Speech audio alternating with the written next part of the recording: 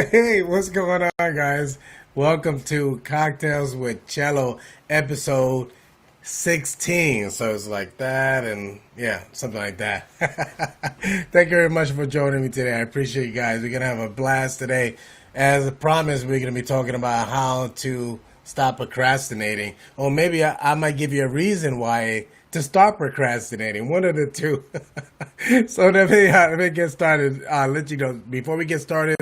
All opinions that we're going to talk about today are solely my own and do not reflect the opinions of my employer. And the reason why I bring that up is that, hey, I love my employer and they're very good to me. So I want to let you guys know that. Let me know what part of the world you guys are watching us right now. If you're watching us from my favorite place, Bangladesh, New York City, or right here, the A-Town, let me know as well. If you're watching us live, you know the deal. Hashtag Team Live, or if you're watching a replay, hashtag Team Replay. If you like what our guest talks about, we have two folks that you're going to be loving what they're going to be sharing, and you want to continue the conversation, be sure to put at to their name so they can actually be notified that you want to engage with them even after the show. Again, if you're watching this now and you want to let folks know about it, please share the stream with everyone. So, again, thank you very much for stopping by, and you can definitely engage in the conversation in the chat there. And then lastly, once you hear something, just let us know by sharing the reaction, heart, love, whatever it might be that reflects that. So thank you very much for doing that. I want to appreciate that. Now, like I mentioned to you guys last week we started the show and had three different topics that I wanted you guys to give me some insight on. And last week we talked about how to talk to strangers, and that was a very compelling discussion. Now, this week we agreed that we are going to do how to stop procrastination. And as I promised, we have the podcast from the same gentleman, Mr. Duhigg, that his podcast is called How To. It's like how and then to with the exclamation mark. I recommend you guys to definitely sign up to their podcast because the conversations are quite remarkable. So definitely do that. But along with that, I have Senora Vila, Andrea Vila. She's going to be giving her insight because she knows this topic inside out. So then, as we listen to the show, to the podcast, we're gonna pause it in between, and we're gonna get you guys engaged. But on top of that, she's gonna give her insight. So this is the first time we got a professional here talking to us. We just start wigging it. We actually got the pros today. So, Andrea, I'm sorry if you thought we were gonna pay you, but we work something out. We give you LinkedIn credits. So let's do that. Let me bring on the podcast in the meantime. Let me have that on the screen. Give me 1 second. I'm gonna bring that guy up.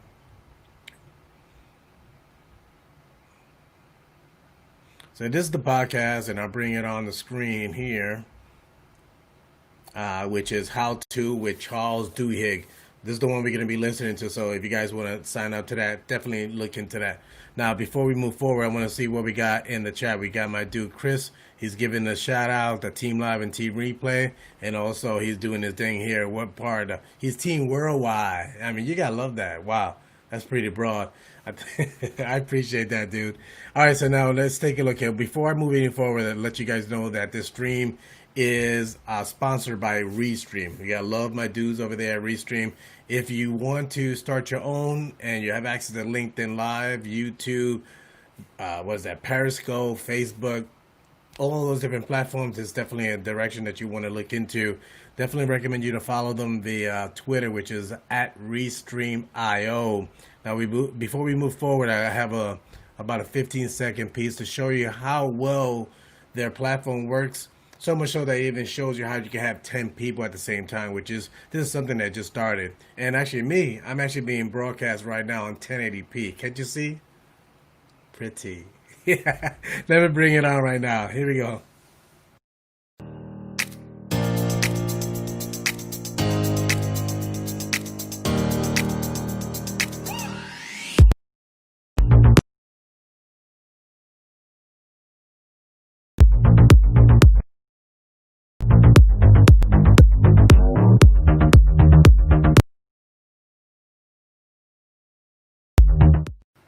All right, guys. So so definitely, if you guys want to sign up, you will see it in the chat, or better yet, in the description. there's a link there you can sign up and you'll get a credit towards signing up to a paid account, and also you'll support here Cocktails with Chello. So thank you very much. So let me bring on our guests. We got Andrea Avila, and also we got our dude Christopher the Shoepreneur Rouse. What's going on, sir? How we doing? Doing all right, Marcelo. Hey, thank you very much for joining us. And thank you very much for your patience. A lot of people don't know this, but today is my godson's 2 year old birthday. He's turned 2 year old, and I was on a Zoom call, and it was so much fun because we're just catching up with family. So as much as I enjoyed it, I just like, I didn't want to jump off because, we don't get a chance to, just spend time in just like this kind of setup. It's almost, think about like Christmas and Thanksgiving and Easter before COVID. These are the times that people used to get together no matter what. Now that we have COVID, so it meant even more. So thank you very much for both of you guys for waiting a bit longer for me to enjoy some time with my family. So thank you. Andrea, this is my first time meeting you, so thank you very much for joining us. Can you share with the folks here on LinkedIn about a little bit about you, and also why should folks connect with you here on LinkedIn? And then lastly, what do you what angle, what you're going to be contributing to the discussion today as well? Absolutely. So thank you so much, Chello, for having me here, and also Chris for inviting me. My name is Andrea Villa, originally from Colombia, South America. I came to this beautiful country of ours 22 years ago, studied advertising, and been in the industry for 22 years. Hmm. But I decided about a year and a half ago to start thinking about how I'm going to end my life. And I want a platform in which I can help people. I want to be better and help others. So what better way to do it than coaching, helping people find their power and use it for their benefit and their better self. So still doing some advertising work. Don't take me wrong. That is my dark and my past, and I'm going to continue doing it. But I decided, inspired by my brother, to study life coaching. I did a lot of self coaching before for about 8 years. So now I decided, you know what? Yeah, that's me. Yeah. Yeah, Wonder Woman since a little one. Oh, I know. that's a beautiful photo. Yeah, thanks. Yeah, So that's you, totally. this is your mom to the right? Yes, that's my mom. Oh my gosh! I'm sure Pretty you creepy, hear it. You're right? a perfect image, a perfect clone to your mother. It's creepy. Beautiful. And you should see both my daughters. Valentina, she will be almost 20, and Daniela is 16, and it's like your copy and paste. It's just creepy. It's just creepy. Wow. So yeah, Yeah, I agree. Wow.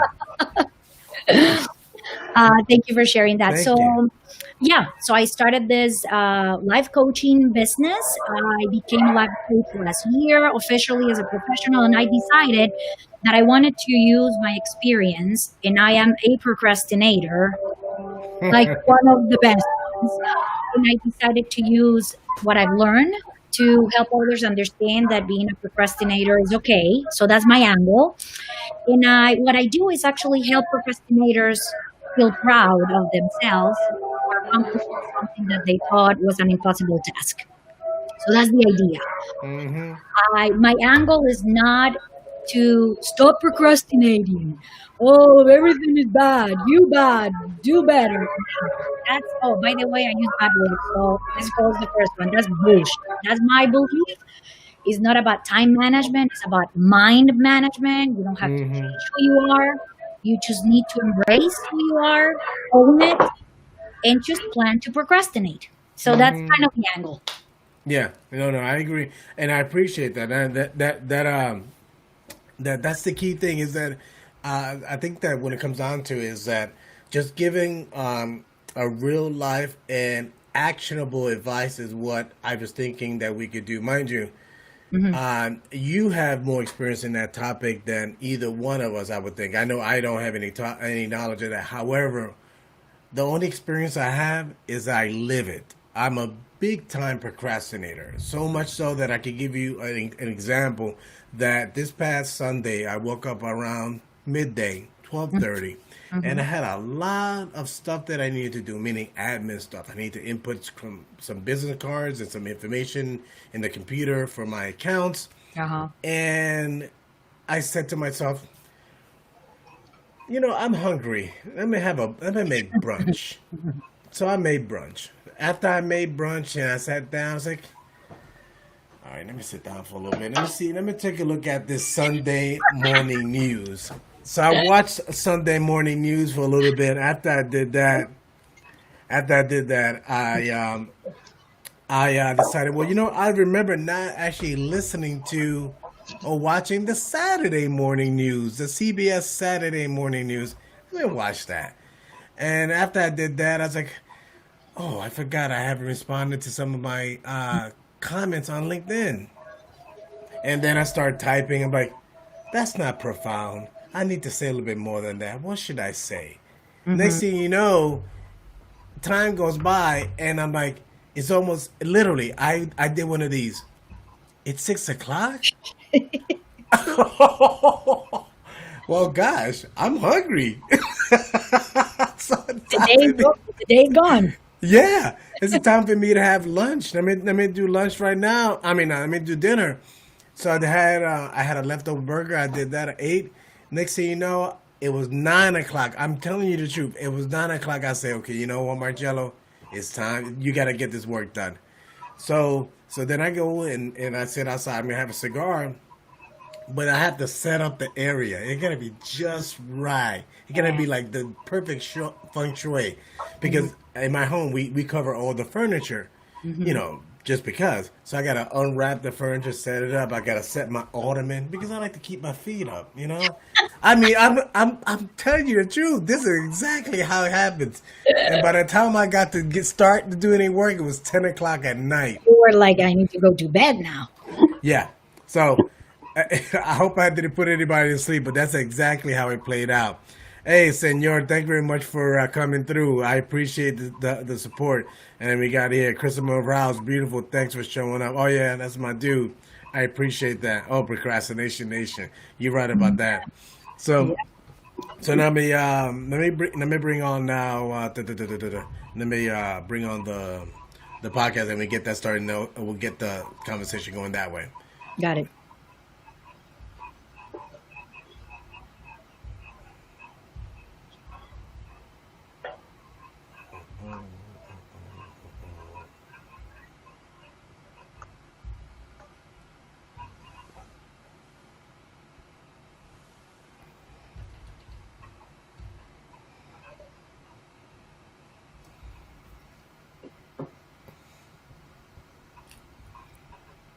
A book report.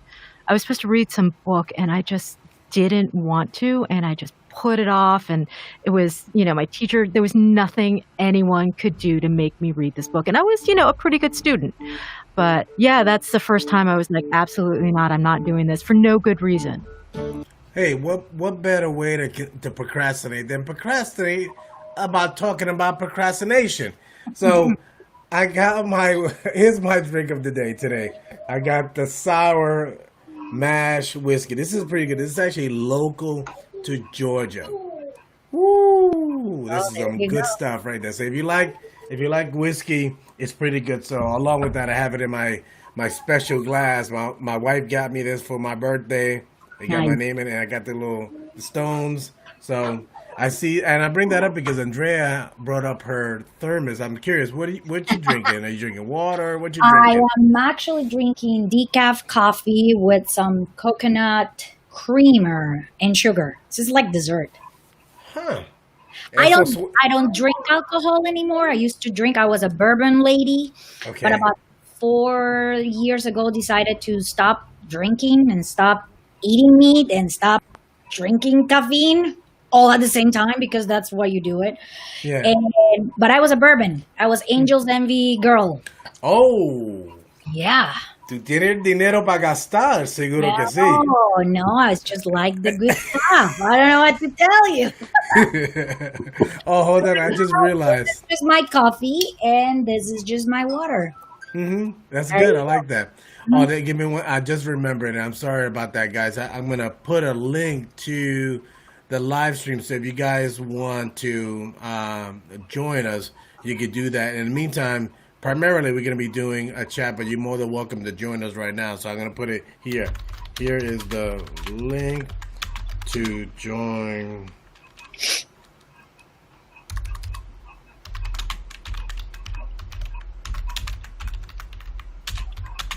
You see what I'm talking about? I'm a big time procrastinator. You gotta love it. Even I'm procrastinating to start the show. I mean, I need help seriously. This is a chronic problem. So here you go. So that's the link there to join. So you guys could join in the chat there. There you go. Join us live, and I'm gonna put that as well in la area de Facebook. Let's get that going here. Gotta love the Facebook. What am I? I was gonna post it on Facebook. You guys are probably sleeping on Facebook. Forget about it. You guys ain't doing it. Let's get back to the show. Welcome to How To. I'm Charles Duhigg. This week we're talking with a listener who has a problem that, particularly right now, can be really tough: procrastination. With lots of us working from home, putting things off can feel especially easy because there's so many things on our minds and there's fewer coworkers around to hold us accountable. But the thing about procrastination is it can make us feel even more stressed. And as our listener this week knows quite well, it can also stand in the way of achieving our dreams. Meet Marie from New York City. I am a games-based concept dog trainer. Basically, Marie helps dog owners train their pets to sit and stay by playing games with them. My business has been growing by leaps and bounds in the past year, and I'd like to reach more people and help people who can't necessarily afford a one-to-one consultation with their dogs. To do that, Marie spent all this money on an app platform, and all she had to do was log on and record the videos. I really wanted to put together a training app with courses and videos and advice for people to access and have a good resource. So I signed up for it, I paid for it, and then I did nothing with it. Marie said that once she signed up, she felt like her motivation kind of stalled out. She kept telling herself, tomorrow I'm going to shoot the video I need. And then the next day, she'd come up with some reason to put it off one more day.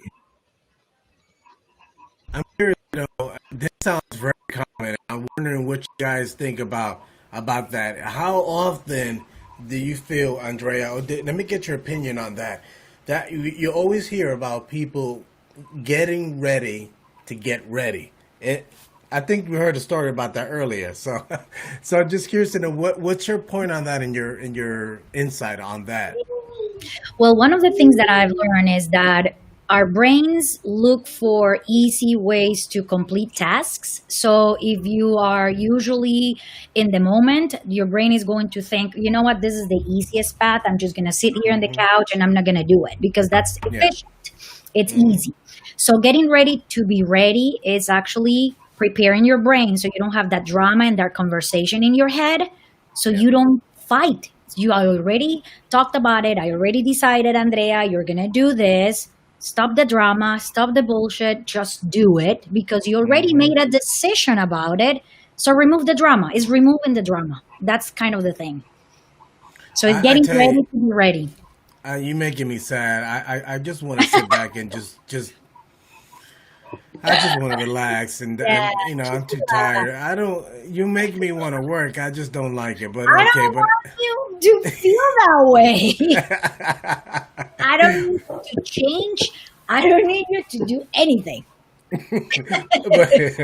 All right. I see that we got my dude Martin is joining us. Hey Martin, what's going on, sir? Hey, how you doing? Can you hear me?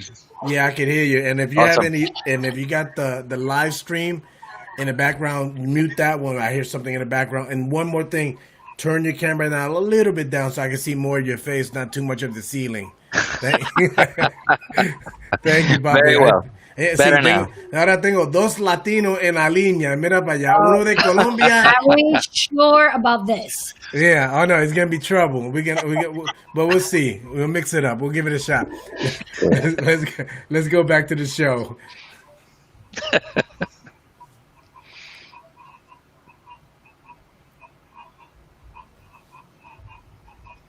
Okay, so it sounds like, but But how long have you been waiting to make the content? A year. A year? Oh no, I've already shelled out money to have, a good chunk of money to have this app built. It's built. It's done. I have an account. And I've already told people, I've shown clients my prototype. I just need to put the content in there. So in other words, it's funny that comes up because I think about, the first thing I think about is like when someone wants to lose weight in the beginning of the new year, right? The first thing they do is they sign up to a gym. They pay whatever it takes, and especially if they make it easy, like no money down, oh, I'm there.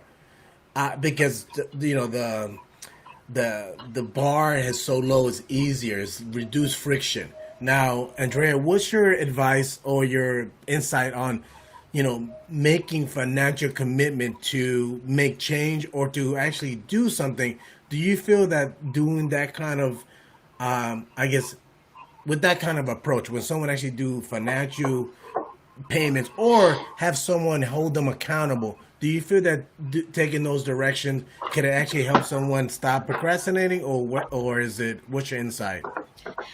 You're probably going to hate this answer, but it depends. It depends on the personality. There are some people that if you put your money down, that's something that is going to force you to do it. But I truly believe that you should not find anything or anyone to force you to do something you don't want to do. So it's to come from you. So if you want to invest the money and use the money towards something, by all means do it. But it cannot be the reason why you do the things. Or if you have a friend or your significant other helping you to do something, it cannot be that you do it because of them. You have to do it for yourself. So if you don't want to do it, forget it. Yeah, I like that approach because I think about, like, say, for instance, if you have someone to hold you accountable and they're going to be like, oye, mano, mira, tú estás tomando demasiado bourbon. You drinking too much bourbon, buddy. You're going to be like, be quiet. I don't want to fool with that. Exactly. It becomes friction. It becomes a problem. And it becomes an obstacle as well, because then you're thinking about, now I'm doing this for them. Oh, and then you're going to feel rejected because you're not doing it, and they're going to judge you. So none of that. That's too much noise. Procrastination is already difficult, and you're adding more things. So what do you think? So now if someone it could be either they want to lose weight or they want to build a website like this lady talked about earlier on the podcast. Like you said, if they don't want to do it, they don't want to do it. But if they need something to motivate them, what would you recommend something to do? Or what is your advice in that scenario? Well, motivation is an interesting thing because motivation, a lot of people believe, and they can believe it that way. I'm not trying to change it, but it is less of motivation and it's more about self-discipline. If you force yourself to do things in a routine way, building a website or writing a book or doing anything that is big will allow you to manage it in little portions. I know that this is something that every single article that you leak for how to stop procrastination is going to tell you do small chunks. Well, there's truth to it, because when you see something monumental, it becomes something that you can believe not be able to attain. By using it in small chunks is easier.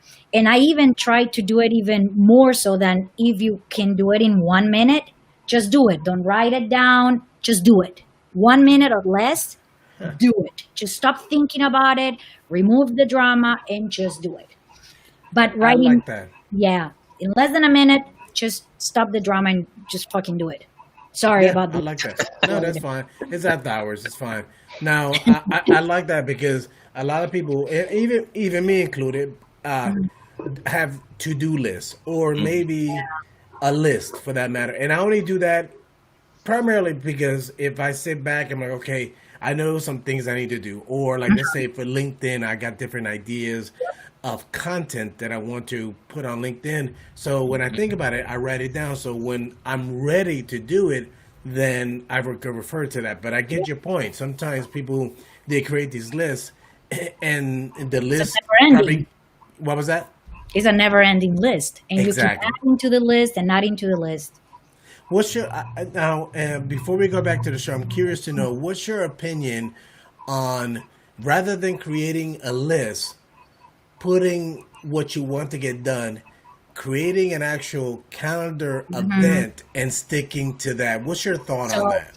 So actually, I trained myself in teaching this process. It's actually, I call it hour zero, hora zero, which is you can have your to-do list. Your to-do list, you write it down, but then one day a week, depends on how you start your week. If you started on the middle of the week, Wednesday, or if you started on Monday, you choose a day and you sit down and go through the list, but that list needs to be reflected in your calendar. So let's say, for example, you were saying, I want to reply to all the LinkedIn messages that I have. And you don't say how much time is going to take me to do this. You say, I am going to do this in an hour. Whatever I can do in an hour, it's going to be done, and scratch from the list. So you actually have that, put it in the calendar, and you commit to yourself and your brain, I'm going to do it on Wednesday at 6 p.m. And you write it down, shows up in your calendar, you block the time, and you said, in an hour, I'm going to reply to as many LinkedIn messages as I can. It's out of the to-do list. And what I do after organizing all of that, I don't have to-do list because I grab the to-do list and I throw it in the trash can. Everything I want to do is in a calendar. My calendar looks like insane. And I actually put in my calendar time for me to procrastinate. I'm a procrastinator. So I want to procrastinate. So I go there and procrastinate and sit down in the sofa and do my thing. And so it's easier and you don't have to-do lists. So I believe in to-do lists so you can take them off your brain. Yeah. Put it in a calendar. I like that. And I've heard that philosophy, and that's why I wanted to get your take on it. And I can see that makes sense. And I've often heard, let's say for instance, like I'm in sales, and the different podcasts that I listen to that are sales focused, their advice is, well, if you really want to do, let's say, cold calling or prospecting, set it as a calendar reminder and stick to it. Meaning that if you had an appointment with someone at 2:00, you're not gonna flake on them.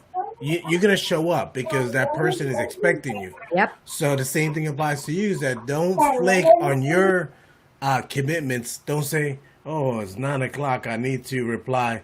Yeah. No, stick to it. Yeah, it's respecting, like you respect your doctor and you go to an appointment and you're not late. Then each other, we deserve that respect as well. So that's the thinking. But the most important thing that I think about procrastinating, it's understand that you are a procrastinator and don't try to change yourself. Just love yourself the way you are. Embrace procrastination, but help yourself with that little thing that is a little bit tricky in your life. It's not allowing you to move forward. That's awesome. That's awesome. Thank you. I'm gonna go into the comments before we get back to the show, and after we're finished with the comments, I want to give Senor Martin an opportunity to talk about himself and his business and what he's working on right now. So let me take a look what we have in the comments here. We have, we have Miss Maria. She likes the bourbon, so thank you very much. See, people do like the bourbon and whiskey. I knew it.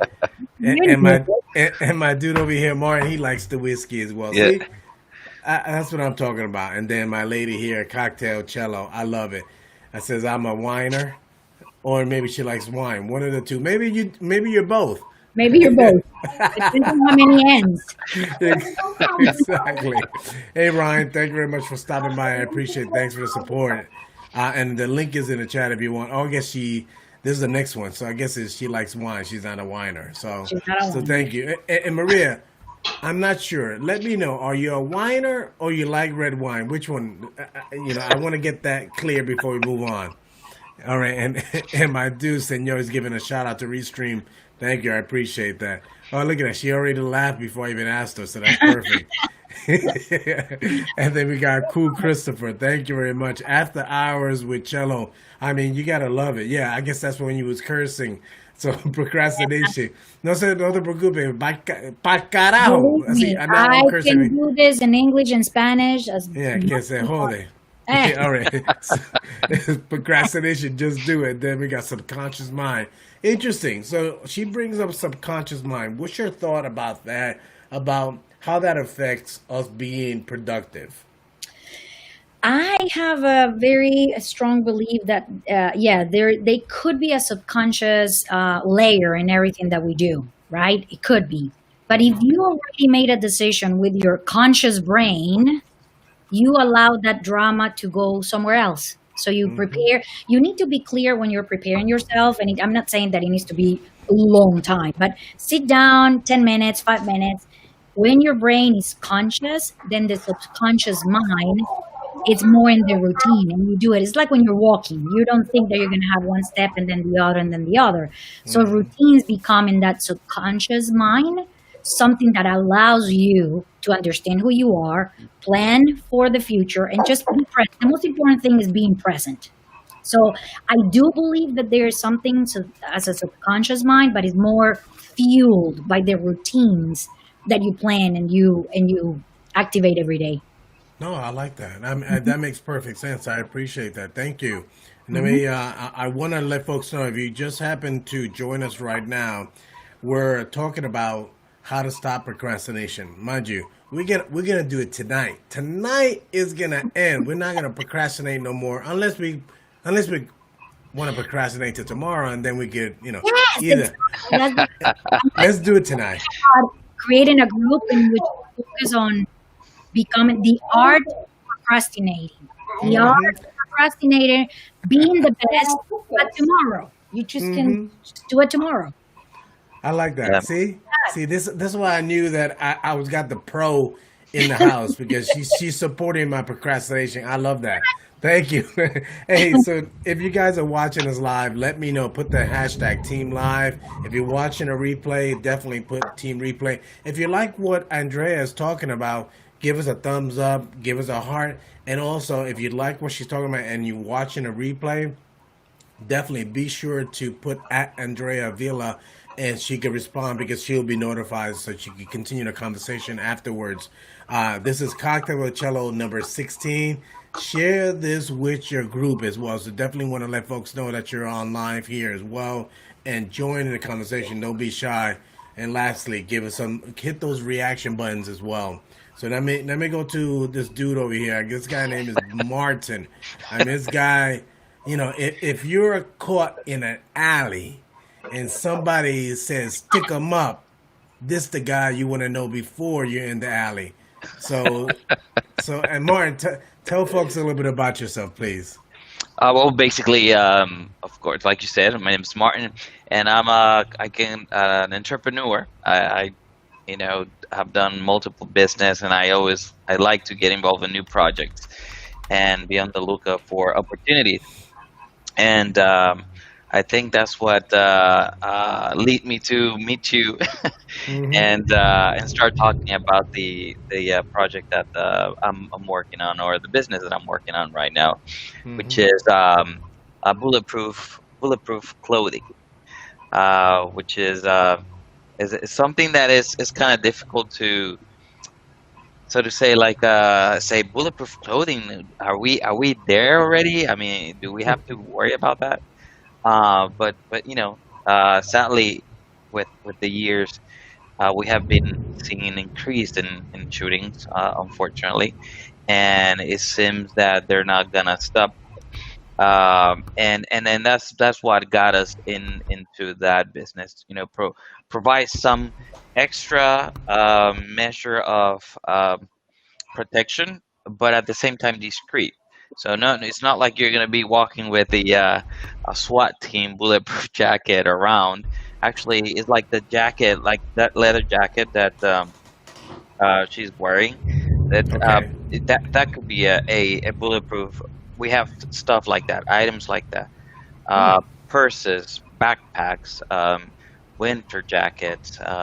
So stuff that can bring that sense of immediate protection, of course, while you run away. But you have that, especially for kids and young ones. Okay. All right. I appreciate that. Thank you very much for sharing. And now in the meantime, and I was adjusting my microphone, so let me know if the audio still is as loud. I know in the past the audio in my last cocktail with Chello was pretty low. So I'm good. Thank you very much for that. I appreciate that. Now, Martin, while you're sitting back there, I definitely want you to put a link to your website and also any videos supporting what you just talked about in the chat right there.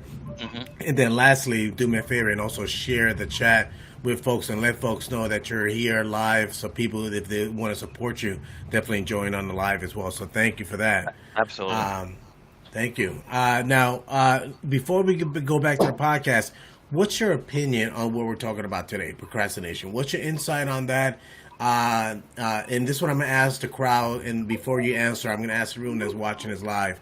Let me know in the chat. Are you a procrastinator or are you a doer? So let me know. Either type in the comments, either a procrastinator or you're a doer. So let me know. So now my question to you as well, before you tell me about your philosophy about procrastination, you let me know. Are you a doer or are you a procrastinator, Martin? Which one are you? I think I'm a procrastinator, and I have been working. Do you like how he answered it? He said, "I think." Because Andrea. But this is the thing. It's just I try to not to. You hear this? You hear it again? Try. So I try not to. I keep myself busy enough so I don't have time to procrastinate. But like you said, Andrea, we all need that little time that we say, you know what, I'll do that later. Let me enjoy this. But I try not to. I make an effort to not let that procrastination spirit to control. Because if we don't have that mindset, like you said, we're gonna be like struggling a lot with that. And then the thing, I think, when you procrastinate, then when you start feeling bad about yourself. I mean, when you start leaving things for then that is like a chain reaction of negative things that will not help you actually, take action. So I try not to, Chello. No, I mean, I hear you. I mean, mind you, I can relate. I'm not criticizing you because you know why? Because I can relate. Before you came on, I tried not to procrastinate, and I did that on Sunday. I started trying not to procrastinate at 12:30 p.m. and I stopped procrastinating at 9 p.m. So you tell me, did I procrastinate? So I can relate to that. So let me finish up what we got here in the comments. We got the next one that she was talking about here. Read high performance habits. That's interesting. I think she has some interesting points. So what that sounds like an interesting statement or comment. What does that mean to you, Andrea? Well, if you want to be, this is very focused on who you want to be. So if you want to be a high performance person, there's some routine and some habits that you have to follow, and they teach you to do it every day. But there are some people that don't want to be high performers. They just want to have a normal, regular life. So for those people, as well as for the high performance, there are some habits that they need to understand that are needed in order for their brain to think clearly and to help them do stuff. But yes, that's actually a really good book. I have not finished because that's the funny part. I start the books and don't finish them. That's another one of our characteristics as procrastinators. We start with power and then don't finish them. But they're habits. There are things that we need to do, and that is a good recommendation. Thank you. I appreciate that. Let me see what else we have here now. Talking about planners, routines. Let me see if I bring it here. Your routine's a key thing. I mean, now when it comes down to routines, mind you, that's a huge undertaking.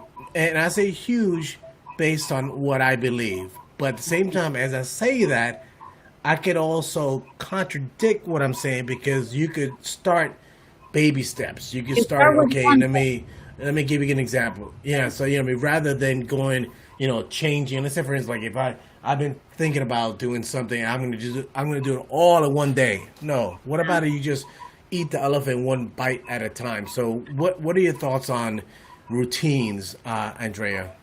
So if I were a person that wants to start a routine, I will start with two things that are basic, not only are going to help you if you're a high performance or not. Two little things that you start and do it for at least 2 weeks are going to start training your brain to do and add more things. But if you can do those two things, I think it's going to help a lot. First Mm-hmm. one, try to go to bed at a decent time. It doesn't have to be a specific hour, but allow your body to reset and to help clear and eliminate the cells that are not working anymore. So that's one thing. So try to do that every day. Mm-hmm. And one little one, but it's super crucial and super important. Make your bed. That's it. If you do that for 2 weeks, just make your bed. That's Mm-hmm. it. There's nothing else that you need to do throughout the day. Of course, if you have responsibilities, but routines start truly with little steps. Well, what is it about making your bed that is going to help with creating or sticking to a routine? What is it about that? I'm curious. There is actually articles and studies done that your brain sees that you accomplish one thing in the morning. So it helps you throughout the day see little things that you accomplished that you never noticed before. So wake up, whatever time it is, if you wake up at 5 or you wake up at at noon, but immediately make your bed. Just don't think about it, just do it, because it will take you less than a freaking minute. Mm-hmm. And your brain at that moment is going to say, huh, I'm kind of done for the day. I did something. And it helps you feeling proud of anything you're gonna do throughout the day is gonna feel better just by making your bed. So Wow. promise me, you just do that. Just do that. Well, I tell you, when I make the bed, and we have an interesting rule in my house that when it comes down to making a bed, the Uh-huh. rule in our house is the last one in the bed makes the bed. Yep. So that's the rule. I mean, I guess it's common also as well. So we do that, uh, and it's almost like it's a process that I do almost like brushing my teeth. I Mm-hmm. don't think of it; it just get it done, and that's it. So I guess I get your point. I can see how that could help stimulate positivity and reinforce the same kind of positive behaviors and avoid procrastination. So I appreciate you sharing that. That makes a lot of sense. Let me see here. Now we got Coach is in the house. He says the women speak the truth. I agree. I mean, that's what it comes down to. Mind you, that's the reason why I'm married. Otherwise, I'll be, walking aimlessly, not accomplishing a darn thing. So I definitely agree with that. Coach says manage your weakness. Huh. So it's I guess it's similar to like priorities or routines, right? Because if you have a routine, essentially you're aware of what your weaknesses are, or so you agree with that. They go hand in hand. It's just a different way of saying it. Okay. Yep. And the thing is, I have worked a lot with a lot of people and I manage people. I'm 43 years old. I'm not going to change who I am. So trying to change or improve your weaknesses, you just need to know that they are there and Hmm. actually utilize your strong points, your strengths. Yeah. Your weaknesses are there. You just need to manage them, understand and acknowledge they exist, but use and empower your strength. I tell you, sometimes like for me, my weakness typically is uh, pastries because I've been trying to lose some weight myself. But and I say, you heard that word there, Martin? Try. Yeah. Did you hear the Right. word? Yes. Try. Try. Does that sound familiar? Okay. Yes. So I've been Yes, it does. trying to lose some weight as well, right? But I tell you, when I see like a biscuit or like a piece of cake, man, I just like, bam, I just turn into something like, oh my gosh, my mouth waters. I'm like, Yeah. I just want to say, yo quiero comer el postre. I just get so, so I'm sure you guys feel the same way. So, Yes. so you guys let me know if you guys are procrastinators. I see that we got my Michelle. She says her thing is tequila. So yeah, so me is bourbon. Michelle Gunn is tequila. And let me see here. We got Monica is in the house. Thank you very much, Monica, for joining us. Just joining from Seattle. Great comments from Andrea. Thank you. I appreciate that. And Monica, if you're not connected with her, please be sure to connect with her. And if you hear something you like or something that you want to give your insight, definitely share it in the comments and make sure you address it to Andrea as well so she can follow up with you afterwards.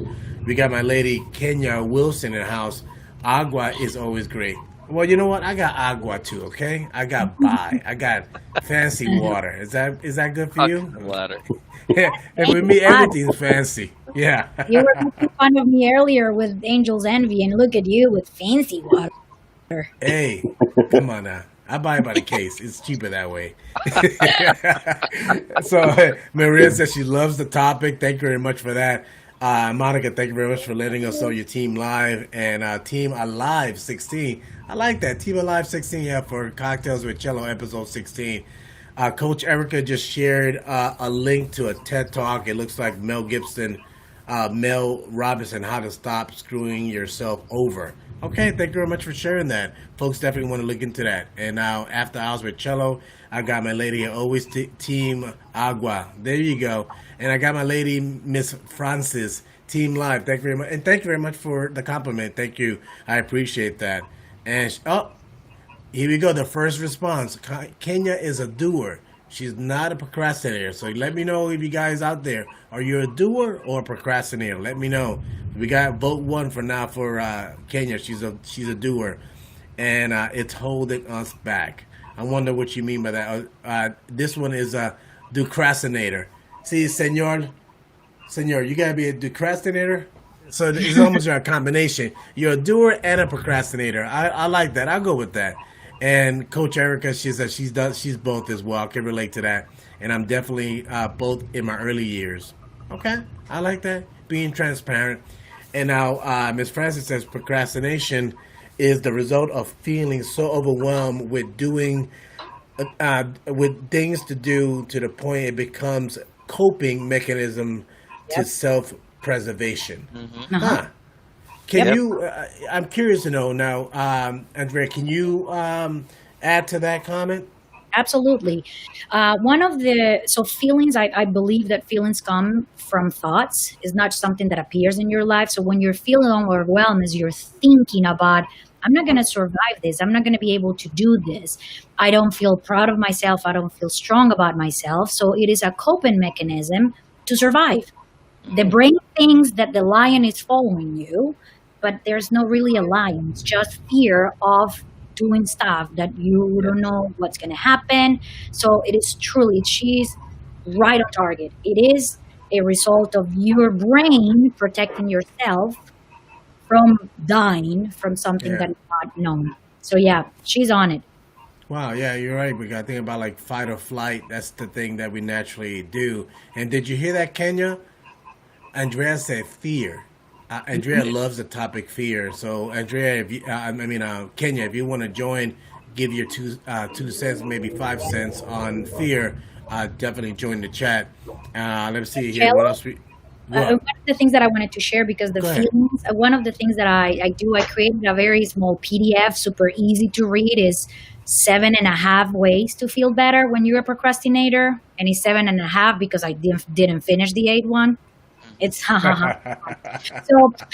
it is about not trying not to feel overwhelmed. So I can share in the chat if you guys want to download the PDF. It is about that overwhelm feeling. Is something that we need to understand, be aware of it, but be able also to understand that there's a feeling. That's it. You just need to understand that it's there. Don't push it away. Just understand and be able to manage it. No, that's perfect. Thank you for offering that. Yes. And let me see what else we have. Let me see. Now, before we get back to the show, I'll see what else we got here in the comments. I see we got my dude, Kevin Washington. Thank you very much for showing. And before we move forward, I will let you guys know today the topic is how to stop procrastination. And you guys can tell we're doing a good job because I'm stopping the show constantly to let you guys know what we're talking about. So definitely join in the chat, share your insights. We'll listen to our podcast. We have Andrea Villa. She's a professional and she has experience in this topic. So that's why we invited her to share her insight on that. So definitely pick her brain today as you continue listening to the show. I'll get back to the comments shortly, but I may bring back the show so we can hear what they're talking about.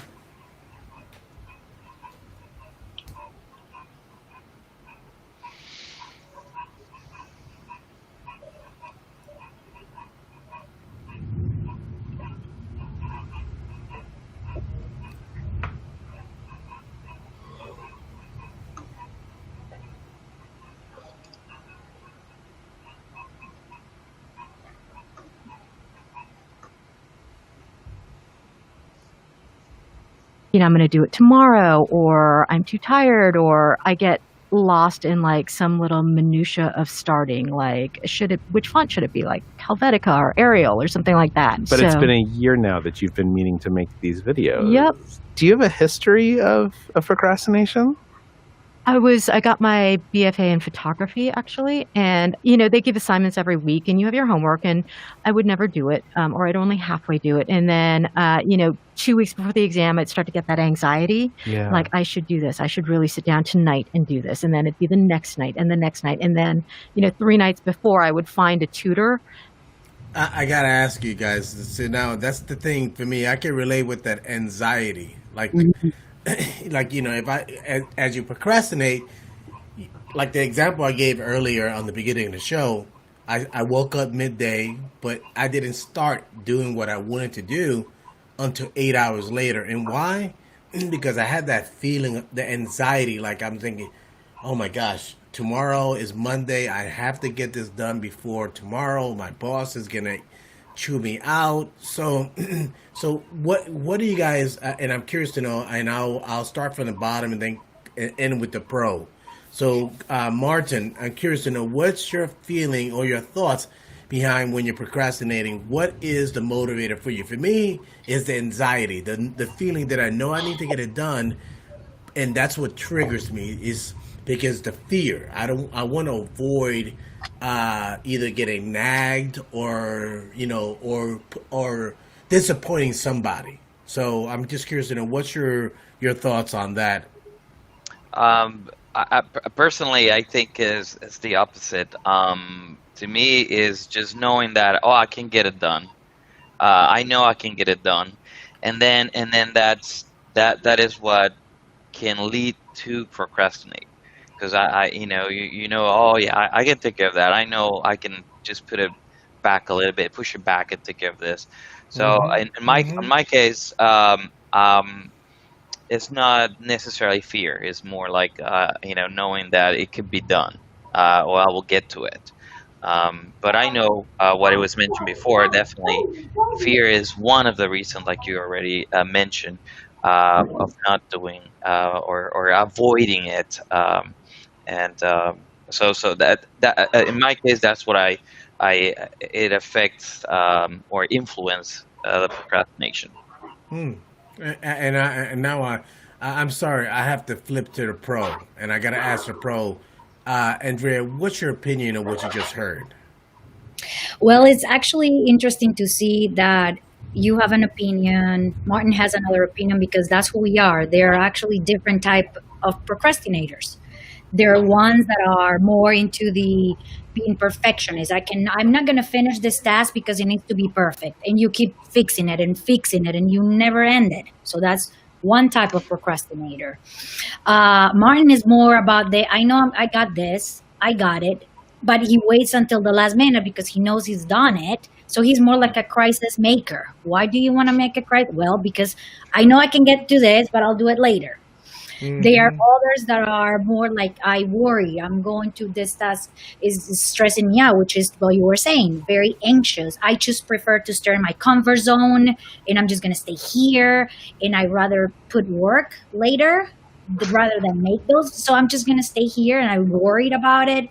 Mm-hmm. There are others that are more rebel. Think about, this is unfair, this is unnecessary, I'm just not going to do it, or I'm follow this process. So this is not a different type of procrastinators. There are others that dream big and the plans are huge and they stay there because they don't create tasks. In order for you to write, like you were saying earlier, write a website. That's master. That's big. Mm-hmm. But if you don't write the tasks, you just stay in the dreamer, right? And then undecided. I don't know what to do. I don't know what to do with my life. I don't know where I'm going. I don't know. So we all are different procrastinators, and we treat our procrastinating in different ways. Mm-hmm. So that is why the answers are different. Oh, okay. All right. Mm-hmm. I like that. See, Christopher, thank you so much for introducing me to Andrea. I mean, I am just so glad she just raised the bar so much now to the point that I think I need to create a Patreon account so people start paying so I can pay Andrea because this is outstanding. Thank you, Andrea. Uh, Christopher, now what's your thoughts on procrastination? You just heard the breakdown. So what do you feel that you fall into? I'm definitely a dreamer. I build a giant list. My list right now is roughly 17 feet and growing, and I have this grandiose vision of a giant yacht on Lake George, and it's got to stop there because I have 486 other things to do, and I don't break it down into individual tasks. All right, so guys, you heard the breakdown from the professional Andrea Villa. So what do you guys feel you fall into? Are you guys a procrastinator and you finally do the work because the fear is fear-based? So let me know if it's fear. Just put, you don't have to go in too much. Or you are a dreamer like Christopher, or you are like Martin, crisis builder. I think that's what Andrea said. Or you just undecided, so then you just stay in a constant state of nowhere. So just curious to know what you guys think. And before we get back to the show, I'm going to see what we got comments here. We have Coach Love says the 5-second rule. Mel Robbins helps with procrastinating. Stop procrastinating. I like that. Thank you.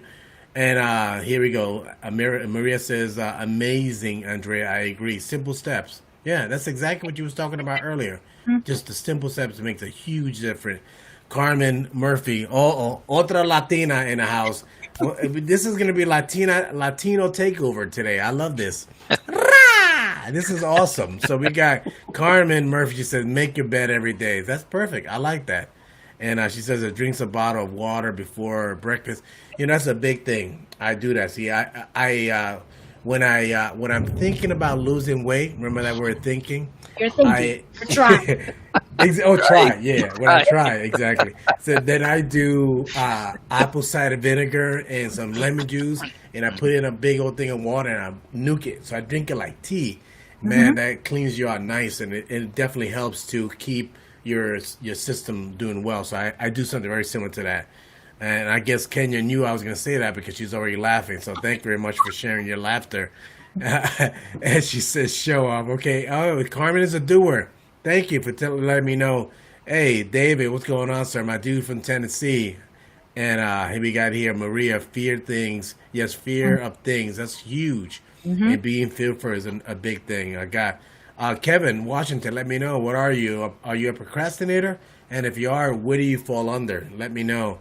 Here we go. Andrea Villa, thank you very much for sharing. That's 7.5 ways to feel better. You gotta love that. And this is the link. So here it is. Definitely. Oh, I like that. You're so smart. Nice and short and you're easy to view. I love it. Thank you. I appreciate that. And let me get back to the show, guys. Let me see what we got going on here.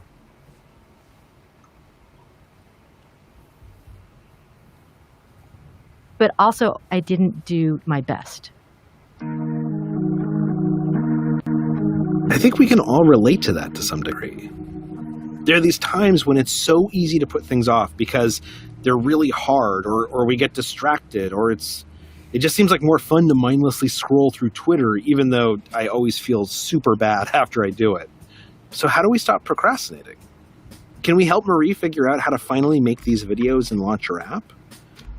When we come back, we'll talk to a behavioral scientist, someone who went through this terrible ordeal, but came out of it with a unique understanding of how to stop putting things off. Stay tuned.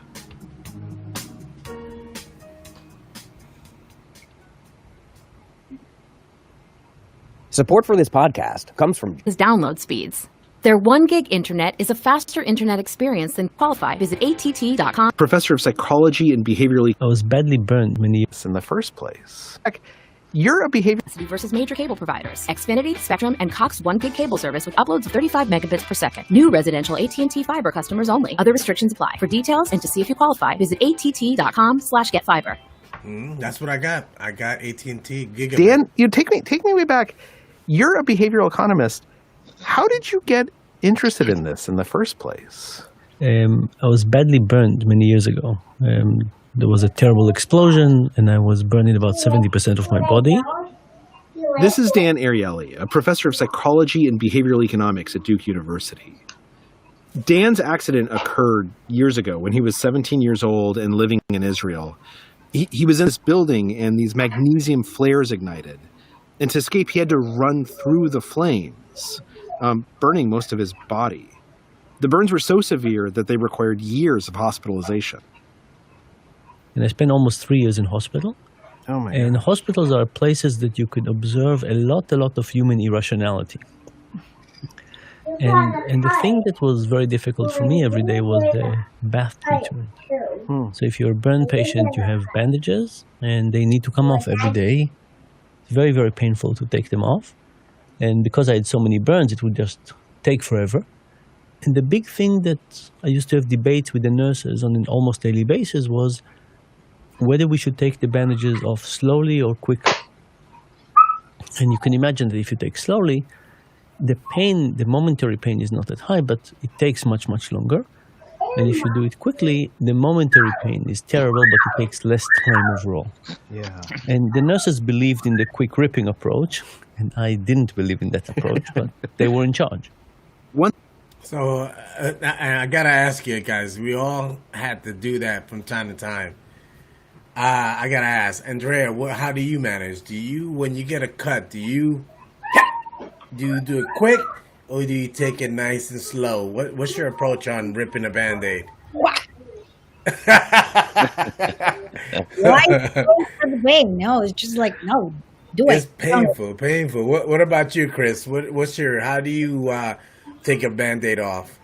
I mean, the Band-Aid's usually duct tape, so as fast as possible. Oh gosh, that's just thinking about it, just painful. And what about you, Martin? Well, that depends on the injury, but normally quick. Okay, I'll just rip it off. Yeah. So now, and you guys are listening to us right now live. Let me know. Put it in the comments. Put Band-Aid dash quick or Band-Aid dash slow. Let me know how you guys. If you guys are quick or you guys do it slow. What's your point on that? So let me know what you guys thinking on that. How we make choices when we're in pain or when we're confronting pain. And he learned that, contrary to what his nurses believed, it's best to minimize the intensity of pain rather than how long it lasts. And I proved that the nurses were wrong. I proved that. And that kind of got me thinking more generally about what are the beliefs that we hold that are just wrong. That we think we're helping people out by doing X, Y, and Z. But in fact, that's not in people's benefit. Eventually, Dan went on to write several books on how people make choices and the mistakes that we make, including the bestseller, Predictably Irrational, The Hidden Forces That Shape Our Decisions. So there's lots of reasons why we don't perceive things. And the remedy for this is, of course, to do experiments and to test it and to be sure. But there are so many things that we're so sure about that we don't even want to test it. One of the irrational behaviors that Dan spent a lot of time looking at is procrastination. And the first big insight he had was that for our brains, procrastination is about making a calculation. It's about now versus later, cooking now versus health later, watching something fun on TV versus getting some more progress toward the project later. And the reality is that we fail on this in all kinds of ways. And we fail on this because we're not good at it to start with. So there was this analysis that looked at what is the percentage of human mortality that happens too early. We accelerate our death because we make bad decisions. And when they estimated this data about 100 years ago, it was about 10%. Think about 100 years ago, how could you make a bad decision and kill yourself? And now it's slightly more than 40%. Oh my gosh. What happened? Are we more stupid? No, we're not more stupid. We just surround ourselves with better temptation. Marie, does this sound familiar? What? So that's it. That's a interesting, man. That is a juicy topic. Now, Andrea, I'm gonna give you the cake, and I want you to unpack what you just heard. What? How do you feel about what the gentleman just shared? Well, the truth about our current circumstances is the amount of things that we have available at our hands to be distracted with. So that is a reality. What he's saying is 100 years ago, people were more focused because they had less distraction. It is true. It is Yeah. true. And however, our brains have worked all the time the same. You have your conscious brain who is making you help and making those decisions, right or wrong. I have a little bit of differences in beliefs. I don't think the decisions are bad. The Yeah. decisions are decisions, neutral. The results could be bad or good. But what I was going with this is yes, he is correct. Right now, the percentage of procrastination has increased due to our lack of consequences. The consequences is not anymore I'm going to die because I'm not paying attention to the things that I need to be doing right now. Hmm. And also the distractions are higher. So, yep, I'm in agreement. Wow, wow, you're right about that. I think about, and you know, I think that I can echo that sentiment because I the only way that you sometimes let me say this to support what you're saying and agree with you as well. Think about what you hear often about business and how people get things done. And you hear, and I'm going to ask the audience this question: are you a multitasker or are you a unitasker? So I'm just curious to know because I know that sometimes it goes back to what I said. What we're talking about, I have more distractions, more things to do, and all this kind of stuff. Uh, Sometimes people feel, me included, that multitasking you could get a lot of stuff done.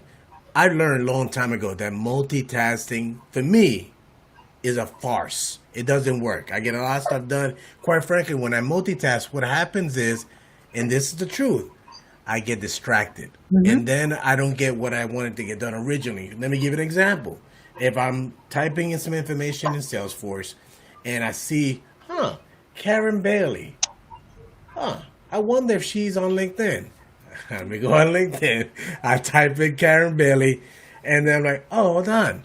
But I see I got 17 notifications and I got 2 in mail. Let me see what they said. I look at that, then I look at the notification. Rabbit hole. Yep. Exactly. And then I'm like, I got to get off of LinkedIn. Let me get off of LinkedIn. Let me get back to work. Oh, Karen Bailey. Let me see if she's on LinkedIn. So you see, so you see how this goes. So I'm just curious. So now let me ask you, Andrea, how do you feel? Are you a multitasker or a unitasker? What's your thoughts? I don't believe in multitasking. I believe that your brain is more efficient when you are focused on one thing, even though as a mother, you have to have 100 eyes in the back of your Yeah. head because things you need to be checking on things that are happening. But I truly believe that multitasking should not be seen as a positive thing, even though you could be doing a lot of things and completing little tasks. Your brain works harder, so you feel more tired at the end of the day. You don't have that much energy to go to bed and sleep. So multitasking is truly not a good thing for your brain. Huh. I never thought about it that way, but I can see that because I think I was listening to something and I read somewhere that the energy that it takes, it has nothing to do with what you're talking about, but it supports the energy aspect. They said the energy that it takes to search something on Google is the same kind of energy that it takes to light maybe an LED light bulb for 20 minutes. So that just searching the internet, Yep. just the effort to do a search on Google is enough energy to light a LED bulb for 30 minutes. That's crazy. Yep. So, all right, Chris. So, which one are you? Are you a multitasker, or which one is it for you? I'm a unitasker all day long. If I try to do more than one thing, nothing gets done. Yeah, I could relate to that. And Martin, what do you fall? I think I'm a multitasker. Yeah, see, But that's but fine. Give but me the it's justification. Go ahead. no, not justification. It's just the reason that I'm doing it. Maybe it's not to justify. It's just why it makes me be like like that. Is because it keeps I can say maybe the adrenaline up. Hmm. So And Mm-hmm. just like what Andres said, so yes. to keep pushing. So I will fall under that. But if you allow me, Marcello, to comment something on what Andrea mentioned, it's not good for your brain. It's absolutely right. Actually, some research that I have done and some articles I have read, actually doing that can lead to Alzheimer, because your brain is Huh. not concentrating on one thing, so it can focus, so it can lead to Alzheimer eventually if you don't centralize and concentrate on one thing at a time and dedicate the attention to that one. So actually what she said that is not good for brain, absolutely right, and I just wanted to comment on that. That's fascinating. Yeah, Wow, that's your fascinating. brain is Thank you for not sharing made. that. Yeah, your brain is not made to multitask. Mm-mm. Multitask is That's actually a new fascinating. concept in like in this century. It was not before. You were focused. You were doing this. You complete it. You go to the next. Very very linear. This agile process and everything. You can do this and you can do this. That's a new concept, and your brain is not made for that. Yep. Yeah, and it's back to like what we was listening to earlier about 100 years. There was not that many distractions. Now we have so many more distractions. So now, how do we deal with that distraction? We multitask. So The only thing about multitasking, if I can add to it, is please. the difficulty right now with multitasking is not being efficient, or it's actually more about being present. We're losing as human beings the point of being present. So being present with yourself, being present with others, just be focused on what's happening right now at one at a time. Multitasking allows you to be here and thinking about somewhere else, and I need to do this instead of being and talking to the people that you want to be talking to. That makes a lot of sense. I like that. I appreciate that. And let me see what before we get back to the show. Let me see what we got here in the comments. I see here. My dude said, "What's going on?"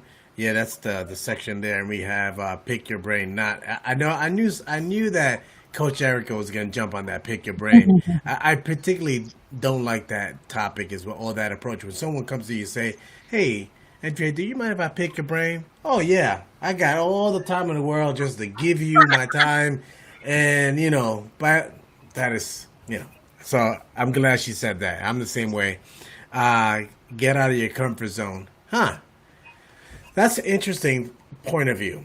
Okay, comfort zone. It sounds like to me, comfort zone is parallel to procrastination. So, let me ask you this, Andrea. Do you feel that you could be in your comfort zone but still being productive? Yep, Okay, I all think right. so. However, if you want to make big changes in your life, sometimes moving out of your comfort zone, it's required. So Yeah. you can still be doing your stuff and feel comfortable with who you are, thriving in your environment, being in your comfort zone. That's not a bad thing, being in that zone.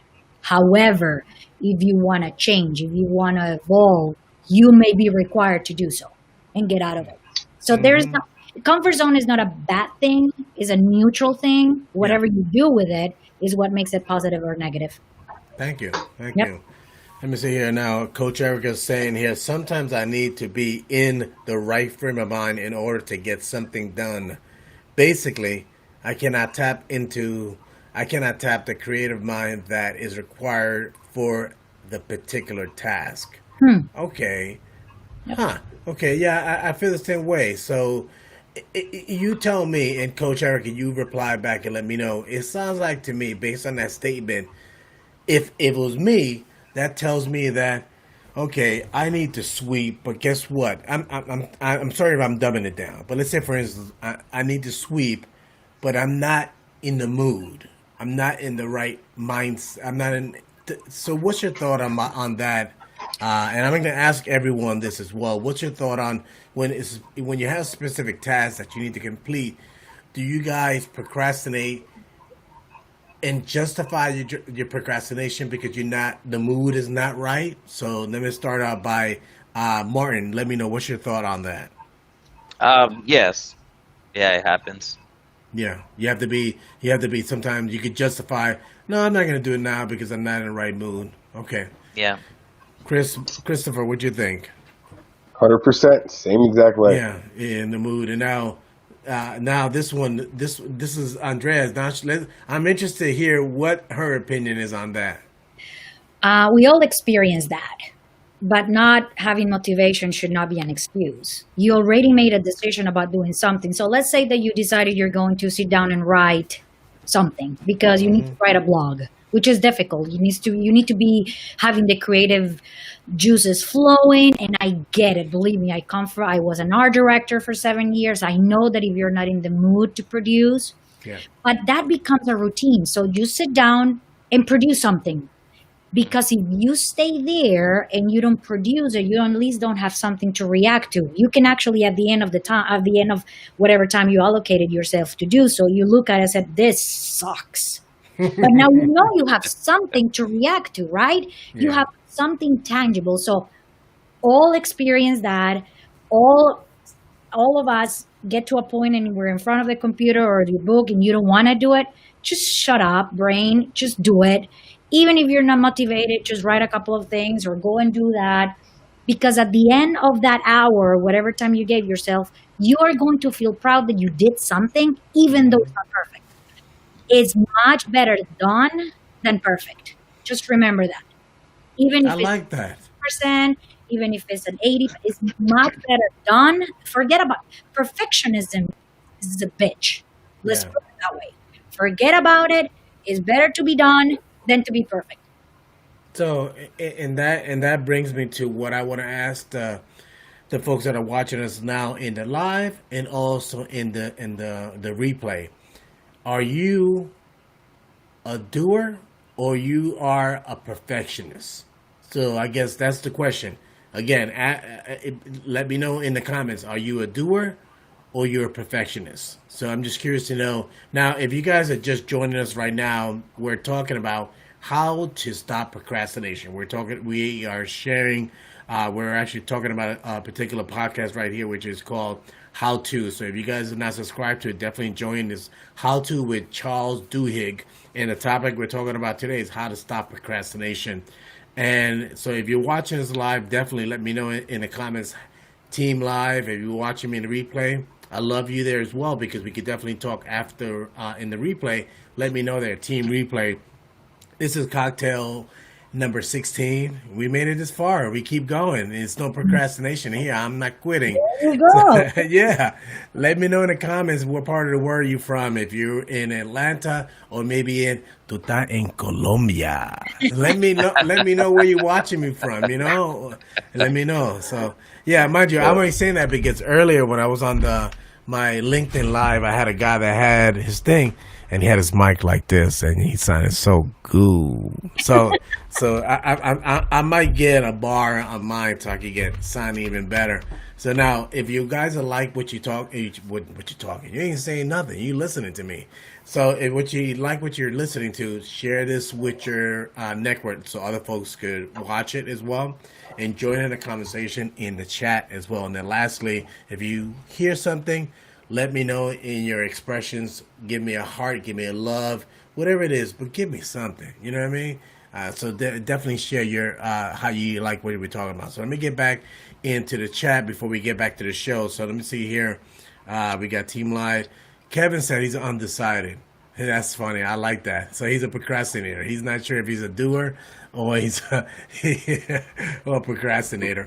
Now I have to go into the chat on the live on the LinkedIn because it's not coming up on Restream. So the last comment I have is from Coach Erica. And Coach Erica says, if the Band-Aid is a metaphor for life lessons, I think it's good to take off it slow so that you can learn and understand why the pain is occurred. In doing this, perhaps you wouldn't make the same mistakes again. Huh. Okay.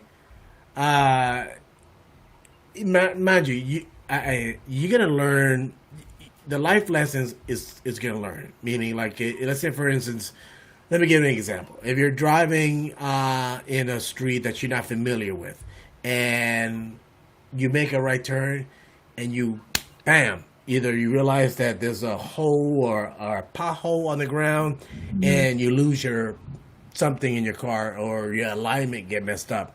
Boom, you learn. Going on that turn slowly would help avoiding that. So this supports what Coach Eric is saying. So now, what's your thought on that, Andrea? Do you feel that using the Band-Aid analogy, doing it slow, allows you to learn so you don't repeat these same things again? What's your insight on that? Actually, an interesting take on. I agree. I didn't see it that way. I was seeing it more about something tragic happened to you, and if you want to overcome that, just do it as not as fast, but as yeah, maybe as fast as you can, so you can actually learn from it already when you're already healed. But it's an interesting take. I agree with that too. Thank you. I appreciate that. And now, if everyone on the panel, if you don't have this already, please open up a second stream and have the live LinkedIn stream so you can actually engage in the comments, because I'm limited on the comments on Restream right now. So I'm going to go back to see what I have here in the comments now. Okay, so now Maria says, yes, I have a lot of distractions in my life, staying focused. She says, I get overwhelmed or overthinking. Yeah. See, mind you, if you start thinking, okay, well, I'm overwhelmed, chances are you might just succumb to that. In doing so, I can see yourself, or me, find myself start to, okay, no, I really actually have to act on it. But then in doing so, you start overthinking it. The people that you coach and you advise, when you see this in them, what is your recommendation, or how do you advise them or coach them differently to move forward? So one of the interesting things about overthinking is related to fear. I know we were talking about fear earlier, because you are exposed to, okay, what could happen? So you start overthinking, and I may go to this path, and what if this happened, and what if this happened? So what I recommend people that come to me with that fear, with that overthinking related to fear, is just write down the possible scenarios that could happen. You want to write a book, and you start, yeah, but it will not be published, or it will be bad written. So you write all the possible scenarios that you're overthinking, and then you create solutions in front, just like an Excel spreadsheet. Think about it visually. You have a column with all the possible negative scenarios that could happen. Like and the pros and cons, essentially. Yeah, but it will not be a pro and con. It will be more, this could happen and it's really bad and it's going to fuck my life, because that's the fear. This is going to be so bad. And then, okay, if this happens, what am I going to do? Okay, well, if the book doesn't sell, then I lost all the money that I've saved. I'm making it super bad. Well, then I'm going to have to ask for a loan. So you start writing already. You put yourself in that situation so you can write already the possible solutions. That allows you to feel a little bit more secure that if that thing happened, you already have a plan. So you don't need to overthink. I love that approach. You just put all the fears and write it on a piece of paper, and then if that happens, what would I do? And you put a solution. I'm not saying you're going to do it, but if that happens, you already thought about at least one solution. I like that. I like that. I think that what you just said allows someone, like you said earlier, take it off your brain. You actually thought about all the possible challenges and hiccups that you're going to have. You put it down. You think about the issue, and then also think about the possible solution. And it makes sense, because then at this point, it's almost like, you're equipped for any specific scenario that you in your life could experience. So when it comes, you already know what to do. I think about it like almost like in me in sales. Like when I go visit someone, and chances are I plan for the objection. So I know that, the first thing, obvious, it costs too much. Okay. So if I know the customer or I know the industry, chances are I plan to understand what it costs. How much it costs is relative, but now what does that mean to you? Okay. So then try to find a way to make it relatable and understand, if it costs too much, how much would it cost for you not to act? Exactly. So I have to understand their business, so then I can actually equate the cost. And then, so it's very, very similar to what you're saying. Exactly. It's So I knowing like your that. customer. It's knowing your customer for you and the sales piece. And then in your life is you are your own customer. If you don't know yourself as good as you know others, then do that work. Understand yourself and put yourself in that situation. And what will you do? And the interesting thing, Marcelo, is not that when you get to a point and that is a bad thing and you have the solution, that could not be the solution you want to employ. But at least your mind is open to explore possibilities on how to make that better. I like that. I like that. No, and mind you, I say that because I'm being transparent right here. I usually don't think things through. I usually don't, and I've been guilty of that. And this is why I'm married, because hey, my wife would, I'll something as something. It can be very simple to someone, but I'm like, hey, babe, what do you think? And she'll say, yeah, but blah blah blah blah blah blah. So she already did the mental Excel spreadsheet in her head. I'm like, I guess you're right. I'll go this direction. So, but yeah, I when you said about writing it down, it resonated with me because I have my own wife. She's good in Excel. She's like a human Excel spreadsheet. So, so this is perfect. So let me get back to the show, and then I'll look at the comments shortly. So let me guys definitely continue engaging folks in the comments, and we'll get back to the show right now. What you're dealing with every day? Yeah, absolutely. Being in an environment that has all these distractions and temptations, Instagram versus shutting that down and focusing on what I want to do. There are so many temptations for my attention, which is really what I'm trying to, lasso here. So. Well, and yesterday morning, when you had set aside this time to work on your to-do list, and then you didn't end up working on your to-do list, like take me through, what did you actually spend your time doing instead? Well, I took my dogs out to my yard, and I put my my little iPad in front of me, and I had opened up my app that I was going to use to sketch out all of this stuff. But then, every once in a while I hit a new tab, or I just sit there and I'm thinking, and then I got to throw a ball for the dogs, and and then that it's more fun to play with the dogs. So it's just, my attention was not going to get focused to get something done and actually mount my camera and turn on the video and say, connect a microphone or something. Right. Like those 3 steps are too much versus, I'm just going to go play and I'll do it in a second. When you're working at home, what's the most common procrastination that you find yourself in? Organizing anything around me into categories, whether it's like my Gmail contacts or my photos I already have. They don't need to be organized, but I'm, putting them into even more precise folders. Okay, or, so it's not like you're like watching TV or like eating bonbons. Like you're doing these things that to someone else might seem like kind of boring work, but she's doing it instead of the stuff she's supposed to get done. From Marie's description, what she's doing is what we call structured procrastination. These are the people who make to-do lists, and the first thing on the to-do list is make a to-do list, and then when they make the to-do list, they can check it off. And the reason she's doing it is that the things she's trying to do don't have short-term rewards. They are complex and difficult. They involve thinking and uncertainty. You can spend the whole day taking videos and not liking anything you did. If you organize your photos, you get to say, I did something. So when it comes to rewarding, we want to feel progress. And sadly, there's lots of things that we need to do that don't give us progress indicators. I gotta ask this. So that's a good place to stop there. I gotta ask you. So you heard a lot, but but we heard some good advice and actionable advice. What's your take on that, Andrea? That's what I was saying with making the bed. Your brain is also has little triggers of reward, and it helps you feel proud about yourself, and then it becomes addictive. Your brain likes to feel good.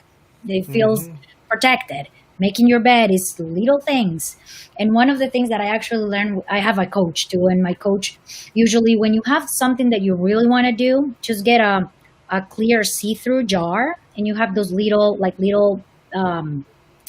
what I'm trying to say, like little pens or little bowls that you can put in. Every time that you do something, your brain is like, oh my gosh, I didn't procrastinate today. Just put that little thing in your glass jar, and your brain is actually stimulated by getting more rewards filling up that jar. So Yeah. it is kind of little things because your brain, totally what he's saying about rewards, it's real. Little Yeah. things will help you build bigger things, and your brain will be more ready to create them. Yeah, and I think what you might have been thinking, and I'm thinking about something as well, like how you could use that jar. I'm thinking about like marbles or something like Marbles, that. that's the word. I'm like, oh my God, canicas. How do I say that in English? My English. Hey, this is a multilingual show, so dígale que cualquier lenguaje que tú quieres, no te preocupes, querida. So we good. No, yeah, you're right about that, and it's gonna get to the point of the show, because I read what they said on the show. They said that the behavioral scientist teaches a dog trainer new tricks on productivity. That's an interesting statement right there, but it's true. I mean, it's all about behaviors, repetition, Routines, yeah. and routines. Those are that's really really key. Now, Chris, what are your thoughts on what you just heard about on the show, on this segment?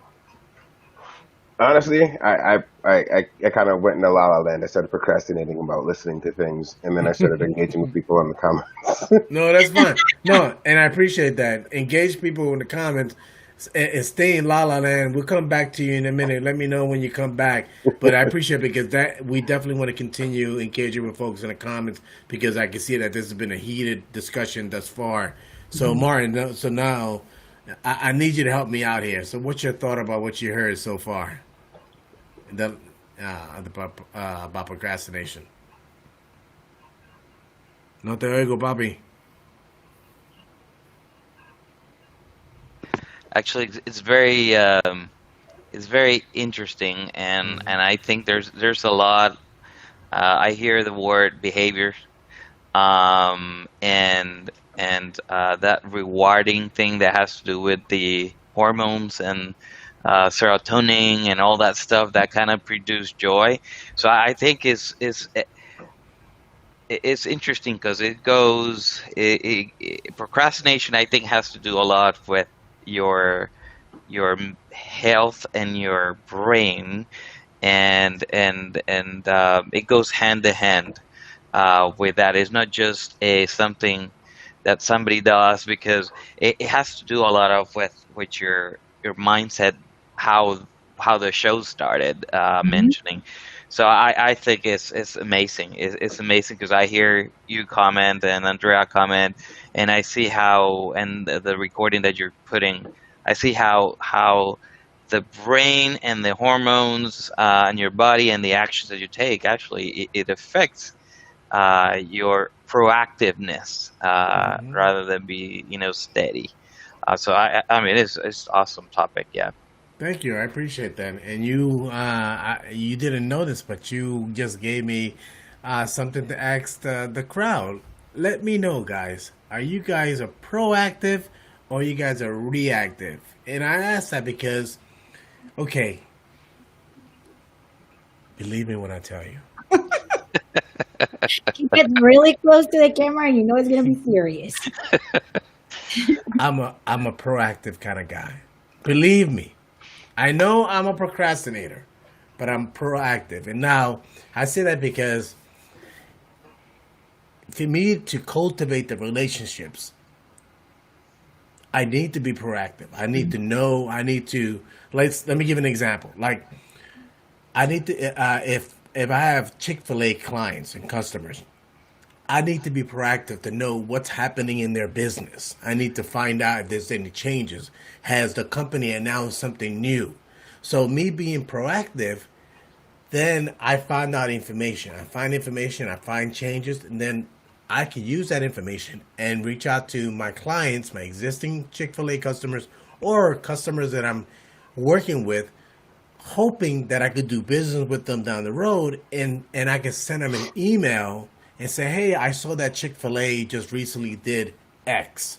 I read the article, I'll share my point of view, then that's my way to follow up with them without them following up with me. And I could stay top of mind, and that eventually could increase the probability of my success with that relationship. And when I mean success, I'm talking about sales. So that's what I mean by being proactive. So I'm just curious to know what you guys think. If you guys are proactive or reactive. Reactive sometimes is the worst scenario to be in, because then you're like chasing. You're trying to fix putting out a fire. So I'm just curious to know what you guys think. So now, before we get back to the show, I'm curious to know the panel. What do you guys, Andrea? What are you? Are you proactive or reactive? I'm actually both, and I think I'm good at both. Let me explain why. Like you. I'm proactive and trying to find, trying to attain, trying to connect. So I have that side of my brain that is really into the extrovert side of it, getting the energy out of people. But I'm also really good at reaction. I am really good in fixing things. Something is broken, fix it. I could have been an amazing ER doctor, I think, because I'm very calm with things that are really, really bad and cheaty, and I try to fix them. So I take the approach of, so I'm okay being reactive because I'm not running around like a chicken with no head. I'm actually good at reacting. So I'm both, and I actually pretty efficient being a reactive. Crisis I like how you said management. that. Yeah, crisis management, things that are last minute. I'm pretty good because I take the approach of is better done than perfect. So Yeah. we need to fix this shit. Okay, what's bleeding? Fix that first, and then you go to the big surgeries. So you Yeah. fix first whatever, or the roof, and you need to go and find the leak, and then you go and repair the roof later. So Yeah. I'm both. Okay, I'm gonna add to that, but I want the other two guys to give their opinion. But I like that you really triggered something in my mind when you said that. Go ahead, Christopher. What do you think? I am most efficient being proactive. That's Okay. where I find my space is, because I'm always in a networking meeting. I'm always talking to somebody. I'm always making a new connection. I'm always thinking about the next way I'm going to get in front of somebody or a target audience, whether it's shoes or it's credit card processing or something as simple as like legal shit. Yeah, I can see that, especially with you because you're making connections. So when you speak to somebody today, you're trying to say, okay, who I can connect them with, and you're trying to be proactive, and you trying to the word, this is the phrase my wife likes to say, anticipate people's needs. So that's how you can be proactive. So I like that. Okay, Martin. So what are you, proactive or reactive?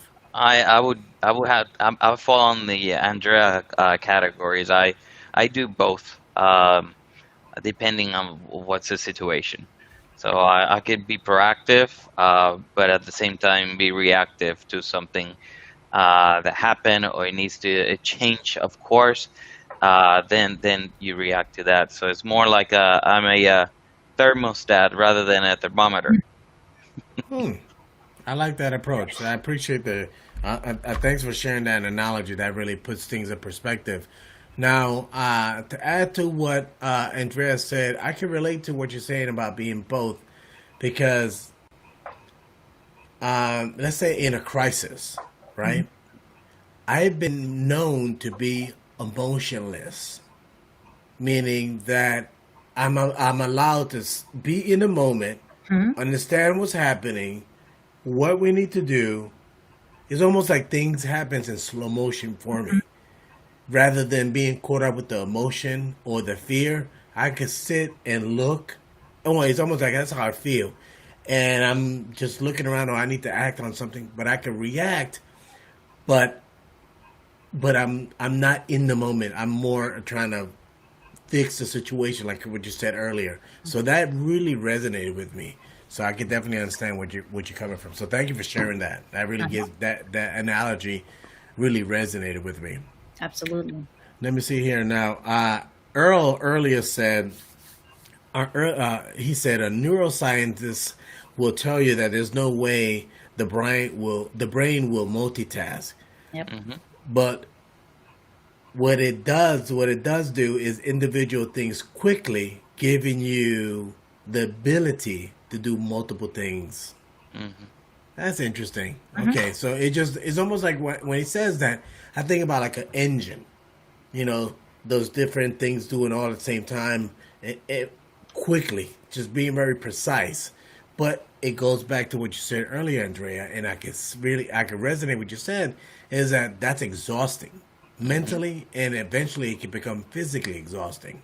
So, and then ultimately in doing so, that's going to contribute to your procrastination, because you can say, I'm not up to it. I just can't do it. I'm not going to do my best job, so I need rest, so I can echo that. So let me continue what we got here going on.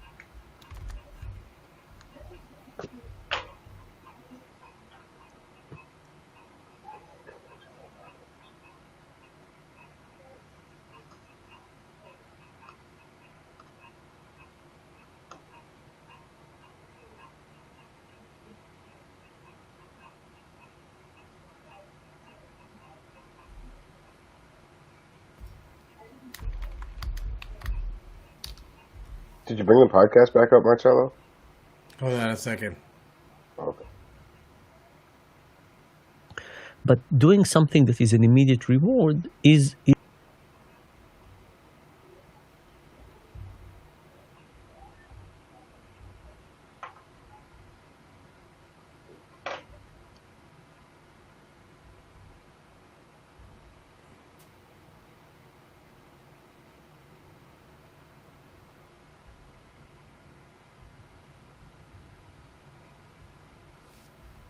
What are you You eating? guys hear it now? Can you hear it now? Not yet. Well, yes. Got it. Those are yummy. because you get to say, I did something. So when it comes to rewarding, we want to feel progress. And sadly, there's lots of things that we need to do that don't give us progress indicators. Dan's familiar with this problem of not getting immediate rewards. For instance, when he finally got out of the hospital a few years after he was burned, he found out that he had become infected with hepatitis C from a blood transfusion. And so he had to inject himself with this medicine every other day. And if he did these injections, then eventually down the road, it would cure the hep C. But in the short term, they were incredibly painful and they caused these terrible side effects. So I basically made a deal with myself.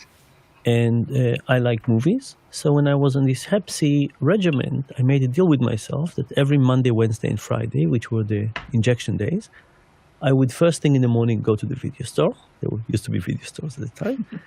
I would rent 2 or 3 videos I really wanted to watch. I would carry them in my backpack the whole day, looking forward to watching them. I would get home in the evening. I would put a video in the VCR. I would take an injection. I would inject myself, and then I would press play.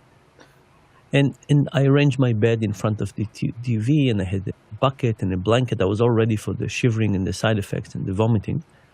But the thing was that I connected something I did not want, the injection, with something I wanted, the videos. So now I'm curious to know now what's your have you give similar advice, Andrea, with people that you work with, like, and if so, how can someone identify or how can someone uncover what is a good reward for them? So because every a reward, like in this scenario that he gave, he talked about videotapes. Back then they had video shows or places like a Blockbuster. So in this case we got Netflix. So how can someone identify an adequate reward for them to stay on task? So depends. That I have not gotten to a point that recommend to one of my clients specifically that drastic type of rewards, that you have something so bad that you are embracing or facing in your life that you require such a positive aspect for you to be able to do it. I've never seen that in all the clients, so I cannot comment on that. But what I've seen though is that people tend to mask things that they don't want to do with a positive result. And I think I'm using the word masking or covering because they truly don't want to see the nature of why they don't want to do it. So I'm more inclined on understanding why they don't want to do it, so they are aware of those feelings and those thoughts and work more on their thoughts than trying to reward themselves with something and mask it. So I don't want it to be, oh, I'm just going to do this and then I'm going to be, for example, we're trying to lose weight, right? And you're working on, and you do the entire week super good, and then you reward yourself with an ice cream. Well, you're fucking it up because ice cream is something that you should not be doing it from. Yeah. So don't reward yourself with things that are not helping you with your end goal. So it is difficult. I'm not too much into the theory of that reward, besides the fact that it's a visual thing like the jar. You're not damaging yourself, you're hurting yourself. So that's my point. No, I like that. I could definitely relate to that. I think years ago there was a program that I was on when it comes down to losing weight, and they had, like what you're saying, a cheat day. Yeah. And I'm sure there's still a lot of programs out there that offer a cheat day.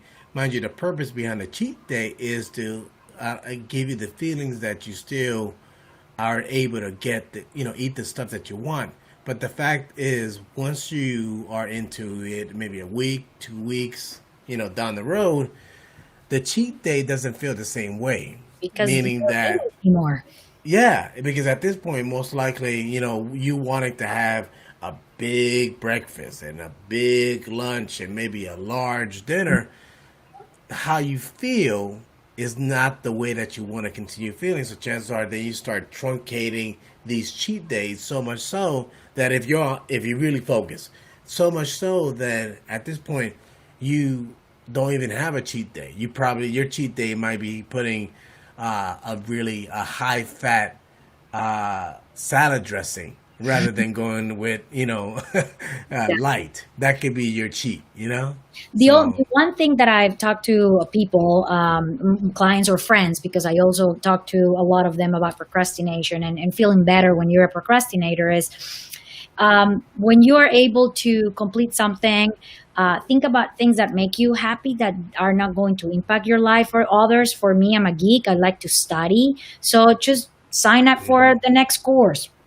And that's your reward, because it's actually productive for your brain. So try to do those things, but because again, it's all about your brain. You're training your brain. What I believe truly is time management sucks. It's about mind management. You need to manage your mind to do things that you want to accomplish. It's not about time management. Mind management. I can see that because ultimately you do have to manage your mind to be able to manage your time. So I like that. That's an interesting mind management. If you guys watching this, definitely put a hashtag mind management. That's we have to put that. We have to create that. I like that. It's pretty good. I appreciate that. Let me and go back to the show and see what we got continuing here with the behavioral scientists.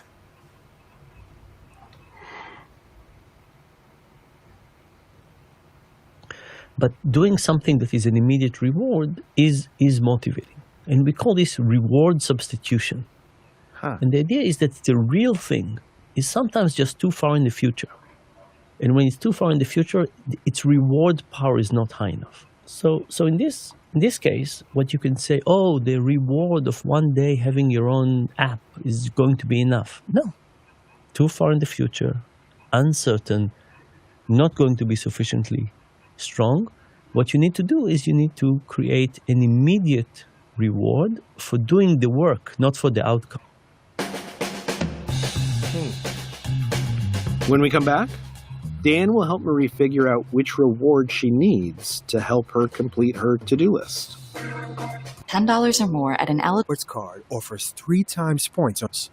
Redeem points of U.S. businesses. Service mark of American Express. Your stomach issues? Having you can't break down. We're back with our listener Marie and our expert Dan Ariely. So Marie, let's try this out. So, what reward would you give yourself that you really enjoy if you sit down and you make the 10-minute video? And it doesn't matter how good the video is or how bad it is, because we're rewarding the effort and not the outcome. Okay. I would then get to put all my tech aside and have a good 20 minutes in the yard with just me and the dogs.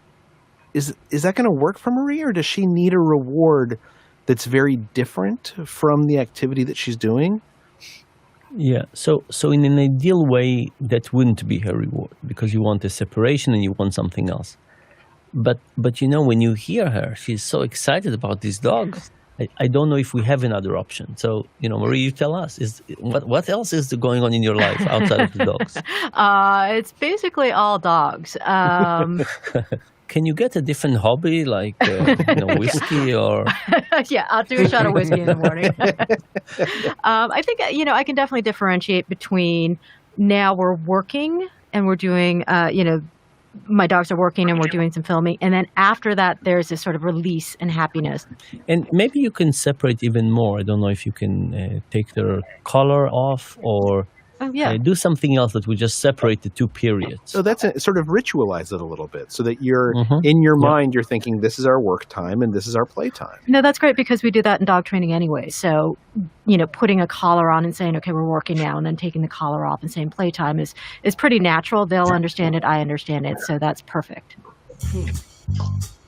Here's our first rule. If you're putting off a long-term project, particularly one where the result is uncertain or the reward will take a long time to arrive, find a way to reward yourself as fast as you can just for getting it done. That short-term anticipation will keep you going, even if it's hard to see your long-term progress. I think this is exactly what you said earlier, Andrea, when you said about using the jar with the marbles. The same thing. And Earl Major, I see that you joined us on the live stream on the panel. I see you there. I don't see the video. And let me know if you have any challenges. In the meantime, I'm going to park you on the side until I see you. Can you hear me? Go ahead. I hear you just fine. Yeah, I can hear you. Okay. I'm trying to figure out why my camera's not operating. No worries, don't worry. I'll keep you in the black in the meantime. If you come, then that's fine, but you can still contribute. So I appreciate it. Thank you very much for joining us on the panel. And then there's another tactic. Make the hard choices easier. So, for example, I have in my office one of those desks that go up and down, standing desks. They can be sitting and standing. And what I found is that when I leave the office, for example, when I leave it tonight, if I leave it in the up position, I come in the morning and I stand. But if I leave it at night in the down position, I come in the morning and I sit. So I set my own default. So one question is, how do we set it up so that the good behavior is the easiest? Okay. So let's try it. Let's figure. So I gotta ask the pro. What do you think about that? Now, when you have, I guess when I'm gonna ask this way. When it comes down to having the right behavior, I think that sometimes it goes back to what we heard earlier in the show, is how things were 100 years ago. We had less distractions, so which means that we were less tempted to do things and increasing the probability to actually do what we need to get done rather than procrastinating. So now that I said that, I think about, like, say, going back to about losing weight. So planning is, like, let's say, packing your food ahead of time. So then you have your food in your car, or you plan your lunch. So then you're not tempted to say, you know what, I'll go to Burger King and I'll get a salad or whatever it is. So what are your thoughts on actually planning to be successful, or planning to not procrastinate? How does that play into your advice? So the way that I see it is, planning is a tool, but it should not be the only thing that you use, because then you rely too much on super extra planning, and life needs to be life too. So where I'm going with this is, yeah, you can plan your lunch and you can plan all of it, but if you have an urge to go and have your ice cream or do something, you actually need to allow yourself to feel that urge. You need to understand. Don't push it away. Don't try to do something else. Just understand. Take a second, breathe, understand why you have it, and let it be. Don't act on it. Don't try to mask it with something. Oh, you have this urge. Let me put some peanuts. Because then your brain is not understanding truly why you're feeling that urge. So my whole belief is, take a breath. Just breathe. Take a breath, understand, acknowledge what's happening right now in the present, and don't rush to rewarding or doing something or masking things. So I understand the concept. I'm not pushing back on it, but planning gets to a point that, yes, allows your brain not to have a mental breakdown when it's debating about drama, but you also need to be flexible enough that if you don't have a plan and you have a feeling, just acknowledge you have it. You have fear. Okay. Let's just sit with fear. You don't have to understand really why, but just let it sit. Let it be. Breathe. So that's my thinking. Yeah. Yeah, I like that. Thank you for that. Let me continue on so we could wrap. Yeah, I know. Wrap it up. we'll be let me just play the show. Hold on.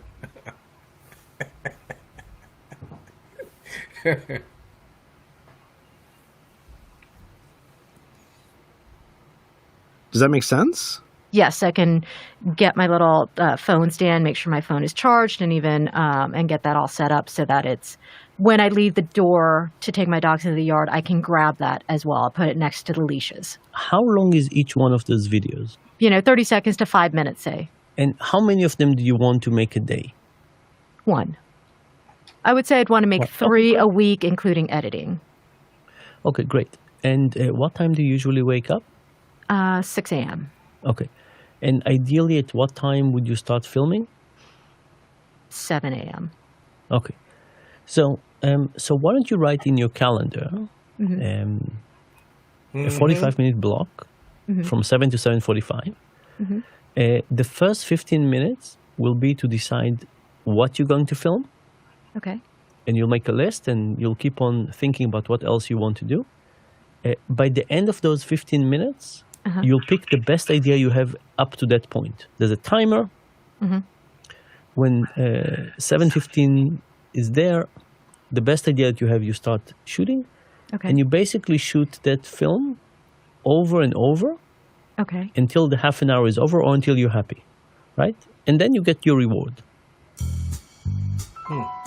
Here's our next rule, and it relies on this idea of choice architecture, of designing your environment to make starting a task as easy as possible. That means everything from setting up your equipment the night before to blocking out a time in your calendar with specific instructions on what to do, and a time limit for when you stop what you're doing and start the next task.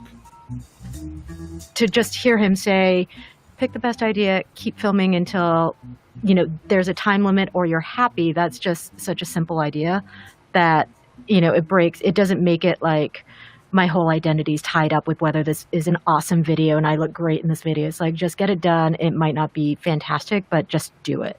Dan, how frequently is that part of procrastination that like people don't know where to start or just even starting is like tied up in all these like huge things in their heads that are terrifying? With many projects, what happened is that the enemy of big projects is fear, that this is just too big and I don't know how to start and I don't want to look foolish and I don't want to make a mistake. And breaking it into small components and just starting is really important. But what about accountability? Now, in this case, you have your commitment for your dogs, and I haven't done any studies on commitment to dogs, but commitment to others are very important. There's lots of things that when other people depend on us, we kind of rise to the occasion. What can you do on accountability? I can just text to someone, and actually a friend of mine just came into my head who's always awake at the same time. And what I've been doing most mornings is she loves my dog, so she'll say, "Where's Wiggles?" And I'll send her a picture of Wiggles. So I can send her a picture of Wiggles and say video done once I'm done. And then I can ask her to call me and yell at me if I don't do that.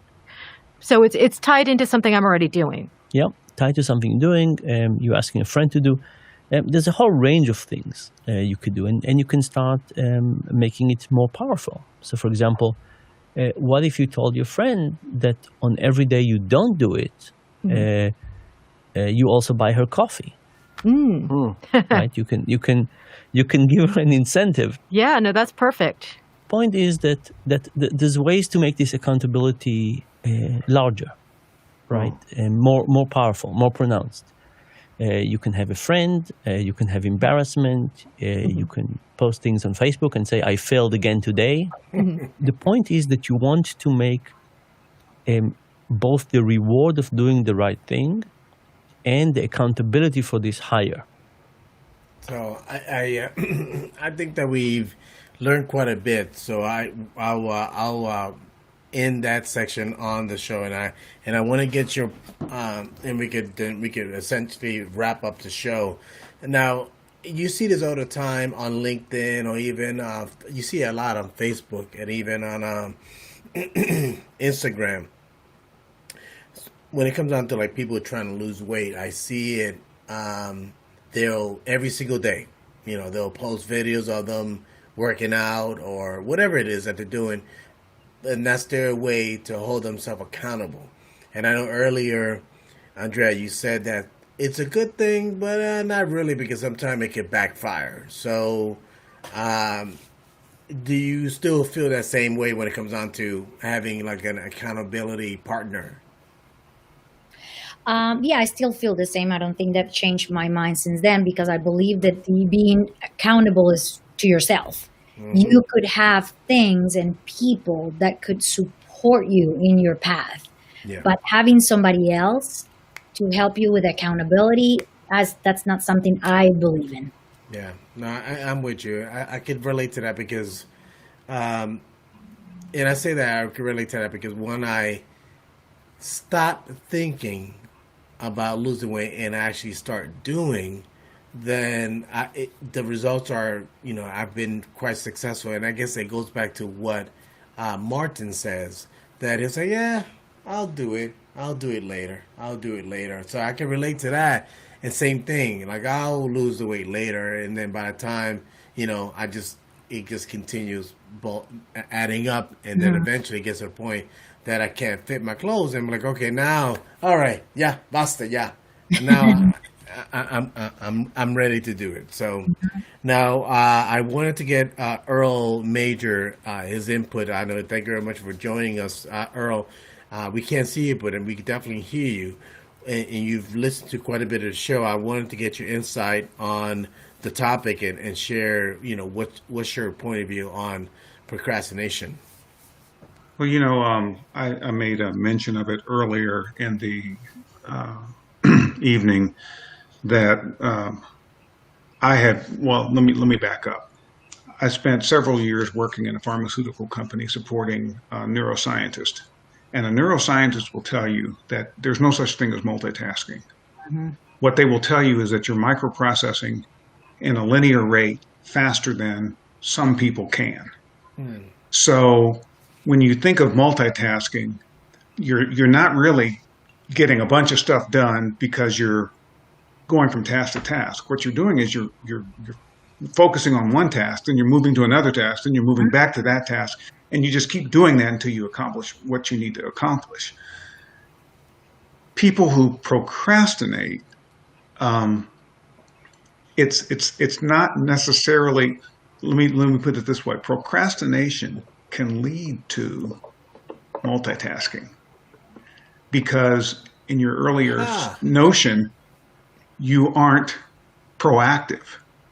You get to a point where you have to be reactive because the fire is burning around the door frame now and trying to seep underneath. And so you're under tremendous pressure to get stuff done now. And so that causes you to shift your focus away from being a procrastinator to being a doer all of a sudden. And you can do that in microbursts, but typically people who procrastinate, it's part of their DNA. Mm-hmm. And it's because they get the adrenaline rush of having to all of a sudden now have to micro focus on something. I got to get this done. It's due at 8 a.m. tomorrow morning. And if I don't get this done, I'm hosed. So, I see the reactions in your faces. I mean, that's the gist of procrastination. It's not a notion of I'm on top of this. It's a notion of this is out of my control now. It's like gravity's pulling me toward the sun, and if I don't do something quick, I'm going to end up in toast, basically. And that adrenaline rush, it can stimulate the section of the brain that gets that sort of pleasure center, so to speak. It can be an intoxication almost for people to all of a sudden now be hampered, to be hamstrung, to have too much to do all of a sudden. That's that sense of being overwhelmed. That's what you're saying, right? Yeah. And then I can wear that overwhelmedness as a badge of honor. Oh, I'm busy. I'm jacked up. I've got so much going on. I've got so much on my plate, blah, blah, blah. And we think that people will appreciate the fact that we're overwhelmed. When there are some of that sect will say, well, that person just didn't prepare well. So you have to be careful. It's a double-edged sword in that regard. You have to be very careful about revealing, well, I tend to procrastinate, because some people will take that as, this guy's a slouch. Whilst other people who identify with your procrastination will say, okay, this person knows when it's time to put the pedal to the metal and get stuff done. So that to me is, as I was listening to the columnists, by the way, all of you had great comments to share. That to me resonated, but it wasn't until I spent about 5 years as an HR professional supporting a neuroscience function at a major pharmaceutical company that I began to understand how the brain works. And I can say that at the same time saying, I'm a drummer. And so a drummer will tell you, well, they're multitasking because their four appendages are doing things independently of each other. But the reality of it is their brain is just working faster to process. So that's kind of the key takeaway. It's not an indictment on people who procrastinate versus people who don't. It's just saying that some of us show up differently in how we get work done. And if your boss understands that, and if you are able to deliver the goods repeatedly, end over end each time, they'll give you some slack on the procrastination. It's when the procrastination becomes a burden and a rate limiter for you that things start to unravel. Yeah, I would agree with that. I would agree about it becoming a burden because, I'm sure we all, either folks that are in the panel and even folks that are, watching this on the live, we've been in scenarios that we might have put other people in a precarious situation or in a situation that they have to come and check you. Like, hey, what's going on? Or hey, I'm waiting on that project.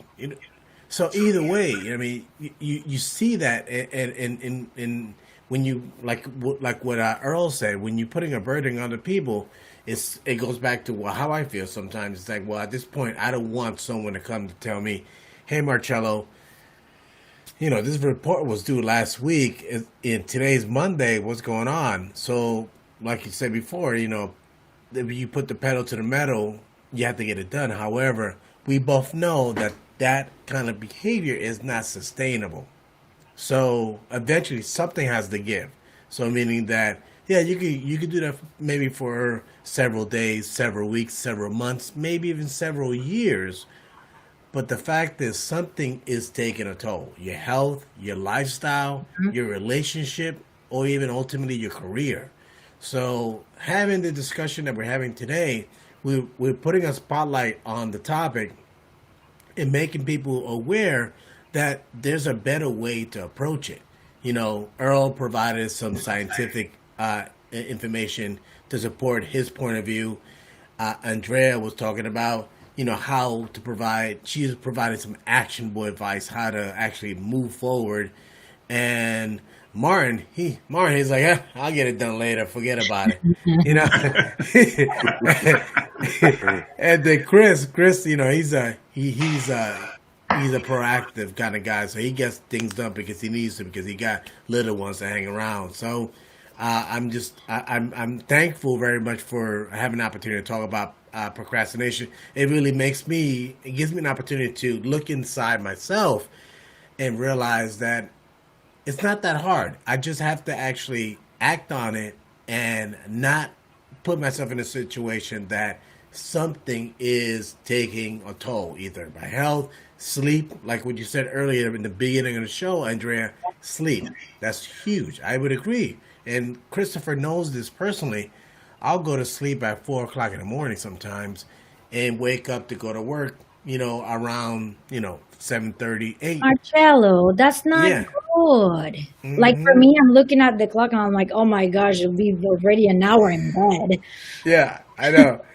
So, and that's why I said this. I know it's not sustainable. So that's why having the discussion, it was almost like I felt like this was like an AA meeting of procrastination. You know what I mean? Like, an intervention. Go Ay, ahead, Martin. Andre. Martin, did you have something to say? I see you nodding. No te oigo, hombre. Okay, all right, no worries. Now, I was about to wrap up. I want to give Earl another opportunity to share some insights or some anything else you want to share before we wrap up, because I know he came in at the end. So go right ahead, Earl. I think I'm good. This was a great discussion. I mean, and I think you probably have helped more people than you know, just because it's been an authentic discussion and it's been full of rich with information, with insight more than anything, things to think about. People can take this forward, and at the end of the day, employee development is kind of the number one priority, or should be, for every company. And in order to develop to your fullest potential, you need to be outfitted to be able to accomplish that. So kudos to you on putting this together, and then Thank to you. the panel for your contributions. It's been great. Thank you. I appreciate it. Thank you very much for taking the initiative to join us on the panel and sharing your insight as well. So I can't thank you enough, and also time and time again to join us in the comments in the past and also today. So thank you very much. I appreciate the love and also the support. So thank you. Martin, so tell me, what are you? Do you have your audio back? No, there you go. Forget about it, Martin. Let me go to Christopher. Christopher, so what's your take on what we talk about as we wrap up? This was a subject that was absolutely worth every trial and tribulation to go through, because I'm a habitual procrastinator, but there are tools and there are things that are out there to make people realize that it's not so hard to do the thing that you need to do. Be the person, do the thing, have the results. It's that simple. Thank you. I appreciate that. Yeah. And now, Coach Andrea, thank you very much. And I'm gonna start by saying, I'm sorry. You had no idea how long I was gonna sequester you. So, It's okay. mind you, you're getting off easy because one of my LinkedIn lives lasted 3 hours and 44 minutes. So you're getting off easy. So, so go ahead, Andrea. What's your closing thoughts as we wrap up? Yeah, well, first of all, thank you so much. Really, this was a great discussion, a great panel, really good comments. So I think that we made an impact together in our lives, in our individual lives, and also the life of others. And I wanted just to close with just keep in the back of your head. First of all, love yourself, be kind to yourself. That's the most important thing. Don't judge yourself too much about letting things go. Don't feel lazy. You're not lazy. You're just procrastinating. And you have the tools in your mind to help you overcome if you want to, because you can stay as a procrastinator. But if you want to, you have the power in your mind to do so. Be kind to yourself. And remember that it's better done than perfect. I Just like do that. it. Just do it. Be proud of what you did and make it better when you can and if you want to. But at this point, be kind to yourself, love who you are, and complete your things. And if you can do it in less than a minute, don't write it down, just do it. I love it. I love it. See, this is what I'm talking about. I just got super happy. Like, I can't believe it. Like, the best part about it is that I'm able to actually just be. But if I want to stay a procrastinator, I'm happy. I'm good to go. Exactly. You just love yourself. I mean, this is beautiful. I could just, estoy bien. I can stay as a procrastinator. Ain't that beautiful? I love it. And I see that we have, I see that we got Earl. He's coming on the side profile. Check this out. Look at that. Hey, Earl. So this is I had to. I just decided I was going to just switch computers because it wasn't working. And but let me just that insight about perfectionism is so important, and people tend to think I have to be perfect. And you probably didn't see it in the chat, but when you said, are you a perfectionist or are you a doer? I said, I'm a doer. Perfection is not for real. And I think it's the relentless pursuit of perfection that fills prisons, cemeteries, and asylums on a year-over-year basis. Wow. Because people feel like I'm not perfect, therefore I'm a failure. I'm not good enough. Yep. That I'm not good enough. I'm beaten down by everything that's happening around me, and I'm just not able to or be capable of being successful. Yeah. And as a consequence of that, people end up just bereft. They lose jobs, they lose livelihood, they lose family, due to, well, I'm not good enough for this person. It pervades every aspect of that person's psychosis. And at the end of the day, that's sad, because it really does not have to be that way. But I think that, your notion of not focusing on perfection, that is the key. If people don't take away anything from this, Coach, it's that perfect is not for real. And just be the best you can be. My father used to always tell me, if you always do your best, you'll never be a failure. And I've taken that with me through life. So it's about doing your best work, being present, and accomplishing the things that you're being asked to do, as opposed to it has to be absolutely, completely perfect. Yep, absolutely. No, I agree. I'm glad that you gave that insight, because we all been in that scenario sometimes. It's like, you have to do it just right, or you have to do something kind of way, and in doing so, it just you're held back by that, and then ultimately, given that this is the bar that you set for yourself, you'll say, you know what, I can't do it right now. Oh, hold on a second. I'm looking too pretty. Let me go back to regular. You were I can't. Yeah, yeah. I got caught up in the moment. So this is the bar that you set for yourself, and then what happens is doing so, you go in and it's like, okay, I'm ready to get some work done, and you're like, oh, okay, I gotta get this, I gotta get that, but the bar is here. I can't do it right now. I'll do it tomorrow. And then, then tomorrow never comes sometimes for many of us. Like what you said earlier, Earl, you got all these cemeteries filled with perfectionists. Well, the other thing I mentioned in your chat was with regard to failure, fall down 7 times, get up 8. Actually, Errol, it's interesting that you mentioned that because I have a plan. I actually have a goal every month to fail at least 20 to 25 times. And I mark, like I failed. Did I fail 20 times? No, okay, let me go and try and fail again. Failing is fantastic. Yes. You learn more from falling on your face, flat on your face, than you do from success. Because when you're successful, you move on. You say, oh, got that out of the way. Boom, I'm off. Check. But when you fall down hard, you get up introspectively and you get up reflectively and you spend time thinking about what went wrong. I mean, you think about the NASA program back in the 60s. I grew up in the 60s. I'm going to admit, I'm going to age myself by saying that, but they learned more from the failure of Apollo 1 than they could have ever learned. And many of them will tell you, if for not the failure of Apollo 1, they would have never made it to the moon. Because they spent a lot of time introspectively and very descriptively going through what went wrong. And you don't get that every time you launch a rocket, it goes up and it's perfect.